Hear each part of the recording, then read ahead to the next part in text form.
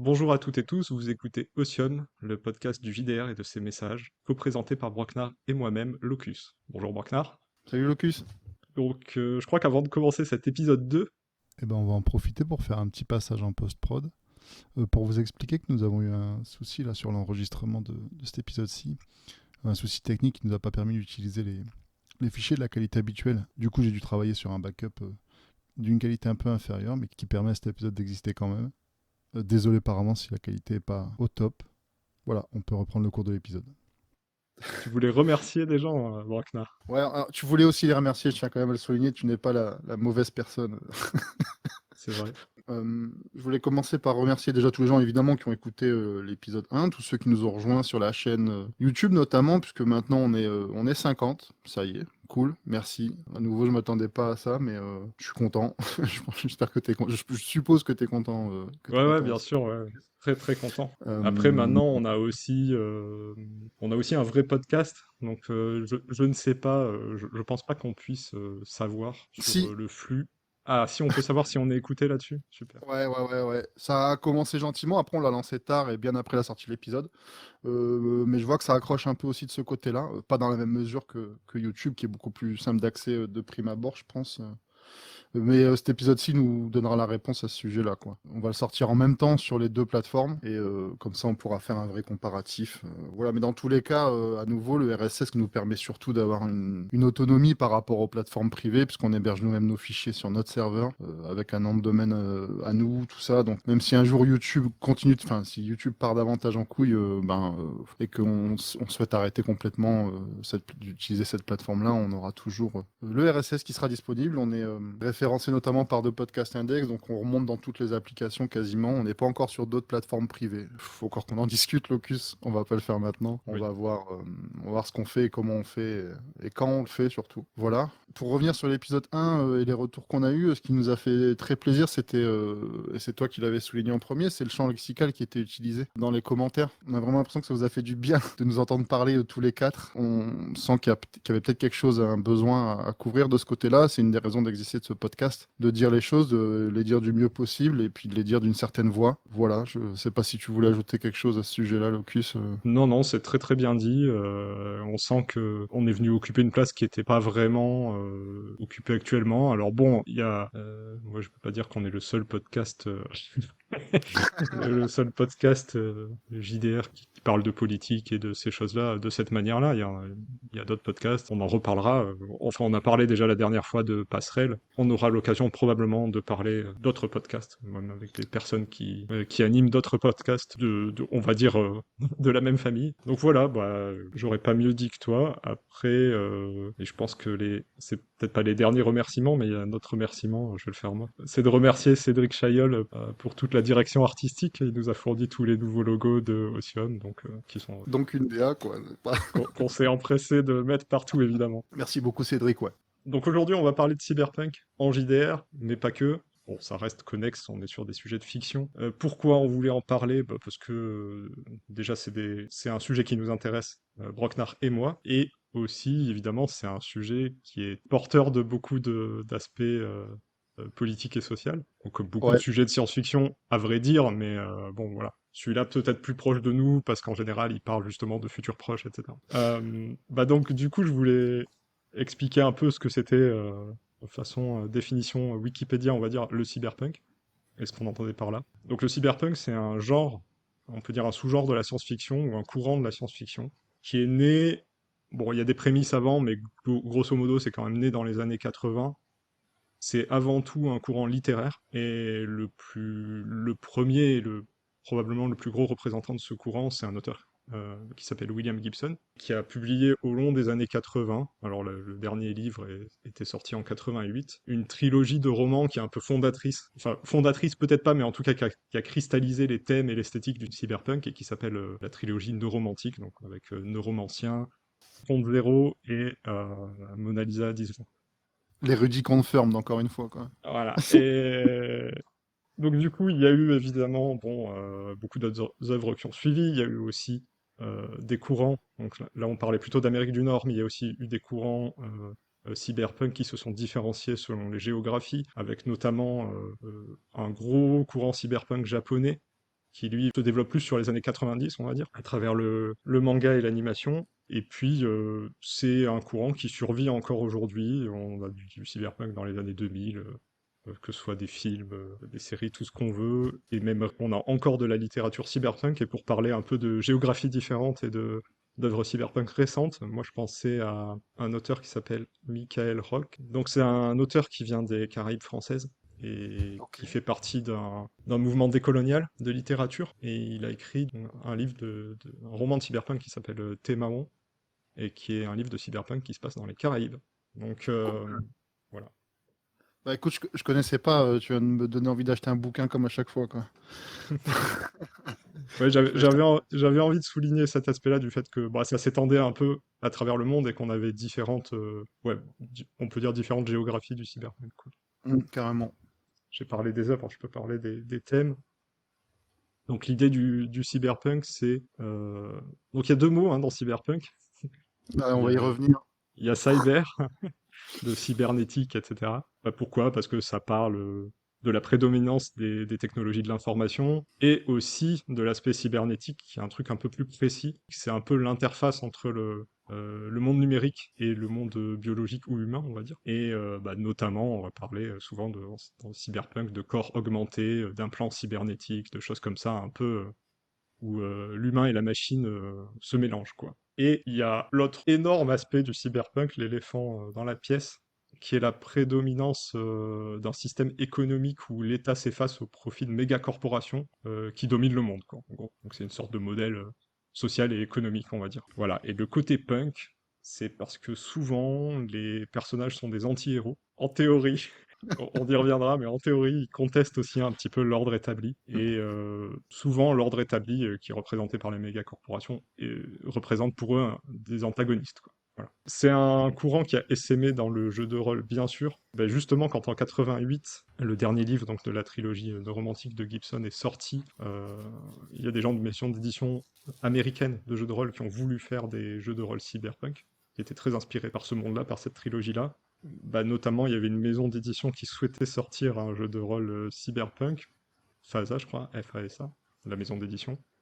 On leur a coupé l'herbe sous le pied. Il y a Talsorian Games, qui avait leur auteur Mike Pondsmith, qui a sorti le jeu de rôle qui s'appelle Cyberpunk 2020 en 1988. Et du coup, eh ben, ce qu'a fait FASA, ils ont dit, bon, bah, on va faire du cyberpunk, mais dedans, on va mettre des elfes et des orques, et puis ça va s'appeler Shadowrun. Donc en 89, il y a Shadowrun qui est sorti. Voilà. Ouais. Depuis, il y a eu évidemment beaucoup d'autres jeux, on en reparlera. Mais voilà pour la présentation du cyberpunk avec comment ça a commencé aussi dans le jeu de rôle.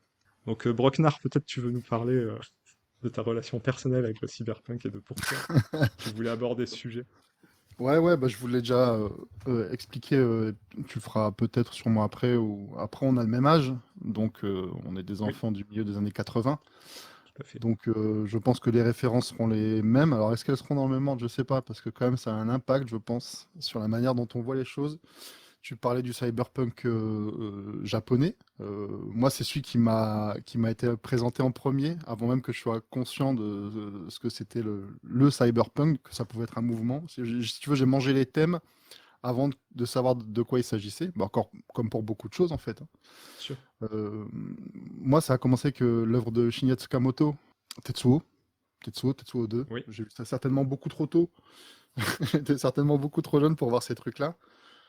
Bien plus tard, j'ai rattrapé Denshu Kozo no Boken, qui était un court-métrage qui sont les prémices hein, de Tetsuo, mais dans le même ordre d'idée, avec un homme lampadaire qui vient du futur pour sauver le monde.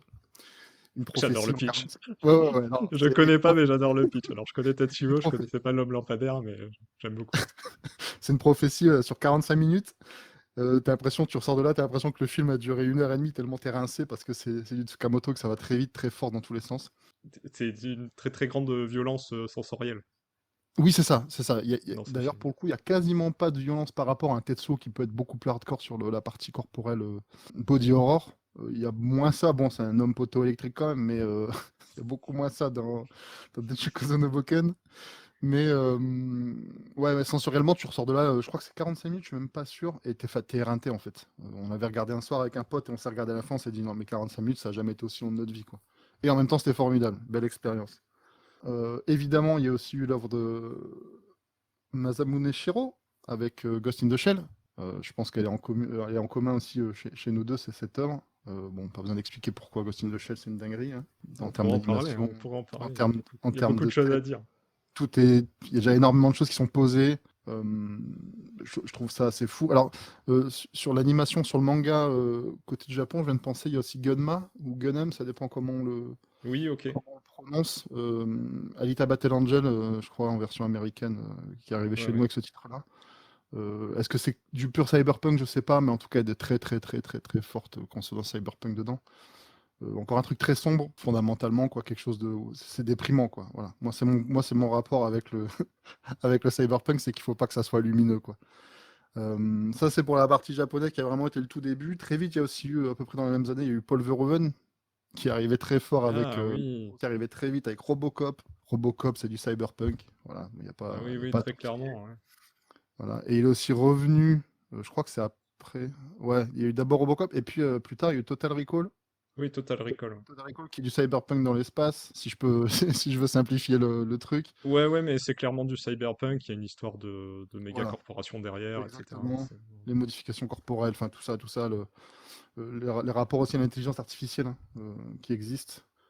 Euh, voilà, bien plus tard en termes de cinéma, j'ai rattrapé beaucoup plus tard, évidemment, le Ridley Scott issu de Philippe K. Dick, Blade Runner. Mais ça arrivait beaucoup plus tard dans ma culture. Pourtant, il est sombre, il aurait pu me plaire très tôt. D'ailleurs, j'ai bien aimé sa suite aussi, hein, le dernier bon film de Villeneuve, 2049, Blade Runner 2049. J'en profite pour balancer une pique, voilà. Après, il a plus fait grand-chose, Villeneuve, hein. Je me Ouais, fais des ouais, bah, copains. je te rejoins pas alors pas sur Villeneuve. Moi, j'ai un peu du mal avec certains trucs de Villeneuve, mais moi, j'ai du mal avec le nouveau Blade Runner quand même. Mais Ah, voilà. faudrait peut-être qu'on en discute, mais ouais, ok. Alors, il est déjà symptomatique du cyberpunk actuel, hein, forcément, je trouve. C'est-à-dire que, faut que c'est quand même beaucoup de pause, quoi. C'est beaucoup de la pause, beaucoup de l'esthétique Ouais, pour l'esthétique, ah et ouais, ça, il c'est faut. certainement problématique, on y reviendra certainement après, mais On en reparlera de ça. et après, parce que je ne vais pas m'éterniser non plus des heures sur ma vie personnelle, en termes de jeux vidéo, j'ai aussi été marqué super tôt par le Cyberpunk, parce que j'ai joué en cachette ou pas sur l'ordinateur de mon grand frère. Très vite, j'ai découvert Flashback, sorti en 92, Ah, voilà. mais j'ai oublié de le noter et ça me fait Ah, un flashback quand tu m'en parles. Ah ah, ouais, ouais, pas de rien que blague. Marine en parler, j'ai encore des boules dans le ventre, c'est un délire. Incroyable. Syndicate, de Bullfrog aussi, Syndicate, qui était évidemment un monde ultra sombre, ultra cyberpunk, qui piquait fort. Et puis après, un peu plus tard, il y a eu Deus Ex, Ouais. qui a été un peu le renouveau quelques années plus tard dans le jeu vidéo, dans le FPS, quoi. Et sûrement plein d'autres jeux que j'oublie, plus récents. Alors sans parler des jeux très récents, que sont Cyberpunk 2077 par exemple, qui pour moi à nouveau est symptomatique du Cyberpunk actuel. Alors je l'ai pas fait, j'y ai joué un peu, je l'ai pas fini, voilà. Donc je parle d'un truc que Ouais. j'ai pas fini. Je Voilà. comprends ce que tu veux dire et on reparlera de cette critique qu'on peut avoir vis-à-vis du cyberpunk. Mais moi, je la modérerais en disant que je suis pas sûr que ce soit pas déjà dans le cyberpunk dès le départ. Je suis pas sûr que l'esthétisation et le côté mise en retrait du propos politique et social, ce soit pas quelque chose qu'on retrouve beaucoup plus tôt dans le cyberpunk, Après aussi, on parle d'art, donc si tu parles d'art, tu parles forcément d'esthétique, je pense. bien sûr. Mais je trouve que sur les rêves que j'ai pu donner, alors je vais pas parler de Fear Effect ou Oni, qui sont aussi des œuvres cool en termes de jeux vidéo. Il y avait quand même une certaine noirceur dans le monde qui était visible, qui n'était pas que ressentie, qui était visible. C'est là où moi je trouve que maintenant la noirceur dans le monde, c'est quand même des immeubles très hauts et il pleut et il y a plein de néons, quoi. C'est sombre, mais ça va, on voit la nuit. Tu vois, il y a un côté peut-être trop esthétique avec un propos politique certainement qui a reculé, en tout cas à mon sens. Donc voilà, ça pour moi, ça c'est mes références de base, c'est ce qui ont construit Ok. ma culture cyberpunk, en tout cas, le début de ma culture cyberpunk. J'ai pas parlé, je m'en souviens d'un coup là de Observer, un jeu vidéo aussi qui est Oui, très Observer, excellent jeu. qui pour le coup lui Excellent jeu. revient sur ce que moi j'aime. Et puis Soma aussi, par les mêmes. Comment il s'appelle? Ça va me revenir après. Euh, voilà, qui sont des mondes clairement cyberpunk et clairement cool, quoi, dans les deux cas. Ouais, écoute, moi je vais en ajouter un peu sur le côté personnel en parlant peut-être pas tout de suite d'œuvre, parce que avant de voir des choses cyberpunk, je vais raconter ma vie, attention. C'est parti. Depuis que j'étais gamin, en fait, je démonte des objets et des appareils. Et en fait, moi, ma culture cyberpunk, avant d'être cyberpunk, c'est une culture du hacking. Quand j'étais gamin, je démontais des trucs. J'ai eu des ordinateurs très tôt, des choses qu'aujourd'hui on n'appellerait pas des ordinateurs, clairement. Mon père travaillait là-dedans, lui, il a manipulé des ordinateurs qui prenaient des salles entières et qui marchaient avec des cartes perforées, quoi. Donc voilà, j'ai vraiment cette culture un peu de l'informatique du début et vraiment du côté, on essaie de comprendre comment ça marche, etc. J'ai fait des études dans la tech aussi et j'avais fait un stage de fin d'études où un des trucs que j'ai fait dans le stage de fin d'études, c'est j'ai fabriqué un sniffer Bluetooth en piratant le firmware d'un dongle Bluetooth. Donc, j'ai fait un truc qui coûte normalement 1500 billets pour 30 francs. Enfin, euros, pardon. C'est là qu'on voit qu'on est vieux. Donc ouais, Alors, je dirais plus ça maintenant, parce que maintenant, voilà, la technologie évolue très vite et moi je me maintiens pas à jour sur les choses. Mais à une époque de ma vie, je pouvais être considéré comme un hacker, quoi. Donc évidemment que ça donne direct des affinités énormes avec le cyberpunk. Oui, Après, en tant qu'œuvre, je sais pas ce que j'ai vu en premier. Je pense que ça doit être Ghost in the Shell, le film, donc l'animé long, bah, que j'ai évidemment adoré. Après ça, j'ai vu plein d'autres choses. Alors, il y a aussi des choses que j'ai vues et que j'ai aimées, et que je considérais pas comme du cyberpunk à l'époque, mais j'ai compris que ce qui me plaisait là-dedans, c'était que c'était aussi un peu en fait du cyberpunk, ou que ça le préfigurait. Typiquement Alien, puisque t'en as pas parlé. T'as parlé de Blade Runner, mais j'ai pas parlé d'Alien. oui, Pour moi, Alien, c'est du pré-cyberpunk. On a vraiment le thème des méga corporations qui dominent et qui gèrent les vies des personnes, etc. Et puis en plus, on a aussi, c'est fait à travers une intelligence artificielle qui est oppressive, et des robots humanoïdes aussi. Donc clairement, on a ces thèmes-là qui sont des thèmes très cyberpunk. Le thème qu'on n'aura pas dans Alien, c'est le thème des implants cybernétiques, puisque dans Alien, l'intrusion d'un corps étranger dans le corps humain est portée par d'autres choses. Ça aurait fait quelque part doublon finalement. Donc ouais. on peut comprendre qu'il y a cet aspect-là. Mais pour moi, si on enlève ça, ça reste du cyberpunk. Blade Runner, évidemment. Bon, Neuromancien, j'en ai parlé. Moi, j'ai lu la trilogie plusieurs fois, l'ancienne, la nouvelle traduction. Parler de Akira aussi, peut-être. J'ai hésité à le Euh, mettre, ouais, Akira, j'ai hésité. je sais pas, il y a quand même, voilà, il y a quand même le recul de l'État. Je sais pas. Je sais pas si c'est pertinent ou pas. Ouais, Euh, il y a des éléments de cyberpunk dans Akira. Est-ce que c'est une œuvre cyberpunk dans le fond? Ouais, c'est plus de l'anticipation, alors, si on met de côté évidemment toute la partie, j'allais dire horreur, ouais. est-ce que c'est pas plus de l'anticipation? Enfin, peu importe, il y a du cyberpunk dans Akira, mais je l'avais pas mis en influence principale. Ouais. Et après, il y a un manga, c'est discutable de le mettre dans le cyberpunk, je peux en discuter, mais qui est un manga super important pour moi qui s'appelle Blame. Oui, Donc on dit Blame, on dit pas Blame pour info. Bon, je parle de Blame pour les gens qui savent pas qu'on dit Blame. En fait, je dirais que c'est presque du post-cyberpunk, parce que ça y est, de toute manière, c'est fini. C'est parti en cacahuète, il n'y a plus d'histoire de corporation, il y a plus vraiment d'histoire de civilisation en fait, hein. On est que dans un monde qui n'est plus un monde civilisé quelque part. Donc c'est pour ça que c'est discutable d'appeler ça du cyberpunk. Toutefois, on a les thèmes de l'intelligence artificielle qui se développe de manière incontrôlée, de l'hybridation entre les humains et les machines. Alors on a quand même une entreprise, hein, d'ailleurs c'est une méga corporation qui se ouais, retrouve dans plusieurs œuvres de cet auteur-là, je crois. Donc on a un petit peu ça, mais bon, c'est pas la seule force en présence, il y a aussi des cultes, il y a des sortes quasiment d'esprits d'esprits de la net-sphère, des choses comme ça. Donc on peut pas dire que c'est vraiment le sujet social et politique des méga corporations qui dominent le monde. Quelque part, c'est limite, c'est moins cyberpunk qu'Alien, quoi. il y a un peu de mystique quoi dedans. Un peu... Alors après, ça c'est, je trouve, un truc qu'on retrouve beaucoup dans le cyberpunk japonais. C'est le côté un peu... bon, parce que pas, quand on parle d'humain et de machine, on interroge nos identités respectives, on va dire, en tant qu'humain et de machine, et c'est un questionnement métaphysique qui est beaucoup présent dans le manga. Dans le film Ghost in the Shell aussi, si Oui, on bah, c'est pense le au film. centre, hein, ouais. Et c'est marrant d'ailleurs parce que c'est pas le cas dans le manga. D'accord. Le manga est beaucoup plus, le manga de Shiro est beaucoup plus sur les intrigues, je dirais intrigues politiques, mais pas au sens où politique où on l'entend chez Otium, plus intrigue politique de jeu de pouvoir, on va dire. Voilà. De lutte de pouvoir entre une agence gouvernementale, entre des entreprises, etc. Même un côté militaire peut-être, qui est plus présent dans le manga, alors que le film est beaucoup plus métaphysique. Du coup, les deux se complètent très très bien. Finalement, c'est un peu plus qu'une adaptation, c'est une adaptation, mais qui prend un thème qui est pas celui, qui est pas le thème prédominant du manga. Je crois que c'est tout pour moi sur le côté personnel. Les thèmes d'après, je sais pas si je vais les dérouler dans l'ordre, parce que j'ai un plan, alors les gens qui nous écoutent ne le savent pas forcément, parce qu'en fait, c'est des thèmes qui s'entrelacent un peu. On peut peut-être attaquer le gros truc qu'on a commencé à teaser, et après seulement peut-être parler du jeu de rôle, qui est la critique qui a été faite au courant cyberpunk dès le départ. C'est-à-dire, c'était une critique du roman Neuromancien, qui disait que l'esthétique dominait le propos. La phrase du critique à cette époque-là, c'est le courant cyberpunk se l'est réapproprié. Et D'accord. cette expression, c'était style over substance. Il y a eu une sorte de réappropriation dans le courant cyberpunk de ça, qui a dit, mais en fait, l'esthétique est aussi porteuse de substance. L'esthétique est porteuse d'un message. Il y a eu cette époque, bon, c'est plus les années 70, mais on va citer de la philosophie, je vais finir de faire mon érudit là-dessus. Marshall McLuhan, je sais pas si ça te parle, c'était Pas du tout. un Canadien, je crois un Canadien, ouais, qui a théorisé l'importance de la forme, en fait. En gros, si je résume très très vite sa théorie, c'est que peu importe le fond du message, ce qui est important, c'est la forme.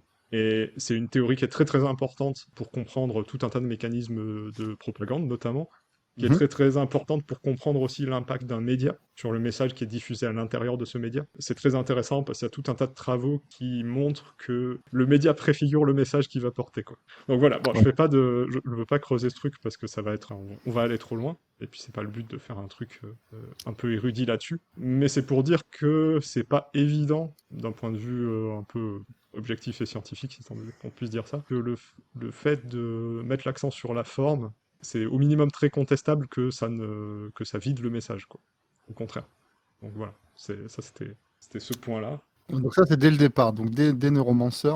euh, Ah oui, c'est vraiment, c'est dès le début que le cyberpunk a eu cette critique-là, quoi. Donc c'est pour ça, tout à l'heure, tu disais, ouais, le cyberpunk moderne, Mhm. l'esthétisation avant et tout, mais c'est marrant, c'est une critique qui a été faite au cyberpunk dès le départ. Il y a peut-être un truc important à dire aussi, c'est que le cyberpunk, c'est un mouvement qui existe a posteriori. C'est-à-dire, le mot a été prononcé déjà à l'époque de Neuromancien et compagnie. Mais par exemple, William Gibson, il dit que le cyberpunk, c'est pas un courant qui existe. Lui, il a écrit un livre de SF et il dit qu'il peut pas, lui, il n'est pas capable de différencier son livre en termes de courant littéraire d'une autre œuvre dystopique de science-fiction. Donc, pour lui, il y a de la D'accord. dystopie. Il disait ça. Plus tard, il a dit qu'il y avait trop de différences entre les différentes œuvres cyberpunk pour les rattacher au même courant. Et il disait aussi que lui, c'était pas le créateur de ce courant-là. Enfin, qu'il voulait pas porter ce courant-là, que pour lui, c'était pas. Il écrivait des livres et il écrivait pas dans un courant littéraire. Et d'ailleurs, ses autres livres ne sont pas cyberpunk. D'accord.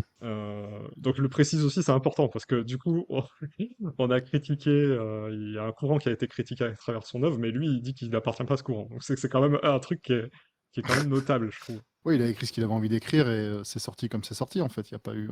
Voilà. En fait, tu fais pas les choses pour. Tu fais les choses pour toi avant de les faire pour les autres. C'est comme pour la musique. C'est comme pour tout en fait. Hein. Toute œuvre. Pourquoi t'aimes cette œuvre? Il y a des gens qui écoutent ce que j'écoute et qui disent pourquoi t'écoutes ça? C'est nul. Je dis, mais en fait, la musique elle est pas faite pour toi à la base. Le mec il a fait la musique parce qu'il voulait faire la musique. Peu importe ce que t'en penses et peu importe ce que t'en retires toi personnellement, ce qui est important c'est que la personne avait envie de le faire et elle l'a fait quoi. Bon, voilà, peut-être que je m'écarte un peu, mais il n'y a pas besoin toujours de mettre un nom, surtout pour que. Même si c'est plus simple, et c'est ce qu'on fait aujourd'hui pour le coup, tu vois. Ouais, Mais mais du coup, tu vois, ça peut expliquer pourquoi le nom est contestable aussi. Parce que dans la trilogie neuromantique, il y a des gens qui agissent à la marge, mais pour moi, ce sont pas des punks, quoi. Alors, peut-être qu'il faudrait que définir ce qu'on entend par punk. ouais, ouais, ouais. Parce que récemment, j'ai eu des trucs, des dingueries qui nous expliquaient que les nazis aux États-Unis étaient des punks parce que c'était une sous-culture, quoi. Donc, c'est des gens qui ont rien compris. Bah, moi, je pense qu'il y a une définition large et une définition restreinte du punk. C'est-à-dire, la définition restreinte, c'est vraiment fin des années 70, début 80, mouvement musical, marginaux londoniens Mhm. principalement, etc. Oui, il y a ce truc-là qu'on visualise bien, tout ça, les mohawks et tout, les épingles à nourrice, enfin, vous l'avez, quoi. Donc, l'esthétique sert un peu le mouvement cyberpunk pour le Bah, coup. complètement, ouais, ouais, ouais. Il y a de ça, quoi. Voilà. Ouais, ouais, bien sûr. Ouais, il y a un aspect de modification corporelle, notamment, quoi, même si, bon, il n'y a Mhm. pas d'implant cybernétique. Et donc, c'était un mouvement qui était aussi contestataire par rapport aux choses de l'époque. Qu'il est Bon, toujours. après, il faut voir par rapport aux propos politiques, je pense que ça variait beaucoup aussi d'un punk à l'autre, d'une personne à l'autre, mais il y avait aussi beaucoup de punk anarchistes. Beaucoup, oui, oui, Euh, ce que j'allais dire, hein, beaucoup d'anarcho-punk. Donc et, forcément, comme tu disais sur l'épisode 0, deux anarchistes sont rarement à 100% d'accord, mais ouais, bien sûr. le socle commun est quand même fort, quoi. Mais avant tout, pour moi, il y a un truc politique, mais c'est aussi, de ce point de vue-là, quand j'entends la définition restreinte, c'est clairement aussi un mouvement artistique, quoi. Parce que là, tu vois, on parle de code esthétique, quoi. On parle de coiffure, Mhm. on parle de vêtements, on parle de musique, voilà. Ouais, la forme que prennent toutes ces choses, de toute façon, elle te mène au message. Pourquoi est-ce que les mecs hurlent dans des micros? Tu vois, tu viens d'un univers où tout le monde essaie de chanter le plus doucement possible, Ouais. fait des années de conservatoire, fait des années d'entraînement, tu vois, et d'un coup, tu as des mecs qui arrivent qui disent, bah moi, je sais pas jouer de la guitare et je sais pas chanter, et en fait, je vais le faire quand même. Et c'est encore toujours, enfin, j'allais dire c'est encore toujours le cas, c'est peut-être moins vrai maintenant, parce que la scène punk a beaucoup, beaucoup, beaucoup évolué depuis les années 70. Mais les mecs continuent d'hurler dans des micros, plus ou moins à dessein, plus ou moins bien. Il y a certainement une certaine esthétique, encore une fois, qui a été développée à partir des groupes de l'époque, de Ouais. base, de ce qui était recherché. Et d'ailleurs, je pense qu'on a une très fausse image des groupes de punk des années 70. C'est-à-dire, on connaît les grands groupes punk qui n'en sont pas forcément. Mais on a une fausse image de ça, quoi. Je pense que vraiment, c'était pas ça le punk. Mais bon, après, c'est pas à moi de dire ce qu'était le punk des années 70. J'essaie de donner une vague idée aux gens, mais je pense que moi, ce que j'aime bien dans ce que tu dis, il y a un truc qui est important. On a parlé, il y a un côté contestataire, t'en as parlé évidemment. Pour moi, il y a deux gros trucs dans le punk. Bon, je vois ça, il y a le côté contestataire et le côté naïf. C'est-à-dire que tu dis, voilà, c'est des gens, ils savent pas chanter, ils savent pas jouer de la guitare, mais ils le font quand même. On sait pas faire, mais on va le faire, tu vois. Donc il y a de l'art, c'est de l'art naïf quelque part. Donc après, tu peux rapprocher quand tu as une vision plus large et que tu parles de ces deux pendants-là, on va dire. Et moi, je suis pas un grand dessinateur, je gribouille un peu de temps en temps, parce que voilà, je crée du JDR, tout ça, et forcément, tu as un peu ce côté graphique qui a toujours un peu envie de revenir, et des fois, j'illustre des choses ou je fabrique des choses beaucoup en découpant, collant, en faisant du photomontage, des choses comme ça. Et ça, pour moi, c'est un truc qui est punk, par exemple. Faire du photobashing, c'est un truc punk parce que, en gros, bah, je sais pas faire, mais je fais quand même avec d'autres moyens. Et en plus, c'est en découpant, recollant, ce qui est un acte un peu transgressif, c'est un Mhm. super grand mot, mais tu vois l'idée. Donc il y a certaines formes comme ça de trucs, et d'ailleurs, il y a pas mal de pochettes d'albums de groupes punk, c'est con à dire, hein, mais qui sont aussi faites comme ça. Il y a beaucoup, il y a une esthétique un peu de papier déchiré aussi. Ouais. Donc, de ce point de vue-là, je pense qu'il y a, ouais, il y a beaucoup de choses que tu peux. Et c'est un peu anarchiste aussi, hein, de dire on va contester et on va faire les choses par nous-mêmes. Tant pis si c'est pas parfait. Bah, tout ça est très lié, hein, la culture DIY, do it yourself, et la culture punk, c'est la même chose, hein. Le hacking, prendre un objet, le détourner de sa fonction de base, le hacker, le rendre ceci, cela, tu vois, c'est punk en fait dans l'âme. C'est-à-dire tu ne te contentes pas de ce qu'on te sert, tu questionnes ce qu'on t'a servi, tu le remets en perspective, et en fait, si t'es pas en accord avec, tu fais ton propre chemin. Alors ça peut mener sur des chemins très différents, tout ça. Mais tout ça, c'est très punk, quoi. Moi, je traîne dans ces milieux-là depuis le début 2000. On va en parler un peu de ma vie, ça y est, c'est mon tour. Dans les milieux punk hardcore surtout. Ouais, le DIY, ça a toujours fait partie de. Bah, on savait pas coder, mais on a monté un site avec un fanzine. Tu vois, on a fait un fanzine, il y Ouais. avait un site web qui. On savait pas coder, on savait pas écrire, tu vois. Enfin, tu vois ce que je veux dire? Tourner les phrases, on le faisait comme nous on le sentait, on faisait tout comme nous on le sentait. Le punk, c'est ça aussi, c'est pas que de la musique, c'est aussi effectivement, comme tu dis, une esthétique, mais qui mène par son esthétique à des propos politiques. Merci pour tes précisions. Si on essaie de raccrocher le punk du cyberpunk, on se rend compte qu'il y a très très peu de punk dans le cyberpunk. Ouais, ou alors du punk californien un peu cool, quoi. Parce que le hacking, Ouais. c'est quelque chose qu'on voit beaucoup dans le cyberpunk, On peut parler des... On peut raccrocher avec le jeu de rôle, mais tous les jeux de rôle cyberpunk ont des mécaniques de hacking. Mm. Voilà. Et c'est pas du hacking punk. C'est ça le piège. Il y a une sorte de glissement sémantique. C'est-à-dire le hacking, comme tu dis, c'est détourner les choses pour en faire autre chose. Il y a une volonté créative, alors que souvent dans le cyberpunk, le hacking, c'est une arme. C'est une arme de guerre, en fait. C'est-à-dire, alors ça peut être, c'est pas parce que c'est une arme que ce n'est pas bien, voilà. C'est pas, Mm. ça peut être utilisé pour faire le bien et pour rentrer dans les bases de données des méga corporations et livrer, pouvoir faire leaker des infos que le peuple a besoin d'entendre, tu vois. Mais c'est ça, quoi. On est vraiment dans l'outil. Le hacking est un outil, quoi. C'est pas du tout quelque chose qui est en soi porteur de messages. C'est un moyen pour arriver à des fins. Donc pour moi, de ce point de vue-là, déjà, c'est pas punk. Et pour le côté, on va dire, contestataire, ça c'est intéressant parce que il y a peu d'œuvres déjà de cyberpunk, même toutes les œuvres qu'on a citées là, où les personnages sont des punks, c'est-à-dire des gens alors, qui sont en marge, ça se discute, mais qui Ouais. sont des contestataires. Je connais pas d'œuvre cyberpunk où les gens sont franchement révolutionnaires, quoi, même passivement, je veux dire. en général, tu as beaucoup de cynisme. Mm. Les héros sont des survivantes et des survivants. Et en fait, ils peuvent pas avoir d'agenda politique. Parce que... d'agenda, pardon, c'est le sud. Dans le sud, on dit agenda. Parce que ils sont accaparés par leur survie, en fait, tout simplement. Ils vivent dans un monde qui est ultra capitaliste, ultra libéral. Et dans un monde comme ça, c'est la course à l'argent. Et c'est un monde qui les prive de toute perspective de créer quelque chose par eux-mêmes, de se libérer de ça et de créer leur propre espace. Alors on peut dire, bah, ce message-là, c'est un message politique, et ça l'est, effectivement. Mais si tu t'intéresses au point de vue des protagonistes, et c'est ce point de vue-là qui va t'intéresser en jeu de rôle, puisque les Mhm. personnages, enfin les joueuses et les joueurs vont jouer des protagonistes, vont jouer ces personnages-là, bah, ça va pas être facile, quoi, de ressentir, de faire passer ce message. Et il y a Ouais. toujours un truc qui est très... Alors je vais reprendre même des citations des JDR, donc dans Cyberpunk le premier, hein, Cyberpunk 2020, celui de 88, c'est comme ça qu'on qualifie les PJ, on dit c'est des heroes of a bad situation, donc les héros d'un mauvais problème, d'une mauvaise situation. Ils sont cyniques mais idéalistes. Alors, il faudra définir ce que c'est, moi j'ai un peu du mal avec ça. Et live on the edge, c'est-à-dire ils vivent sur le fil du rasoir. Donc quand tu vis sur le fil du rasoir, voilà, c'est ça le problème que je t'expliquais, c'est des survivants, quoi. Ouais, mais c'est parce que est-ce que c'est une question que j'ouvre et que je me pose depuis un moment. Est-ce que pour moi, un univers cyberpunk, c'est un univers qui est apocalyptique. Il n'est pas post-apocalyptique, il est apocalyptique. C'est-à-dire qu'on est dans la situation difficile. On l'a pas encore passé. Alors, il faudrait que je m'intéresse un peu au post-cyberpunk. Il faudrait que je vois un peu tout ce qui a été fait derrière, notamment sur les dérivés. On en parlera tout à l'heure.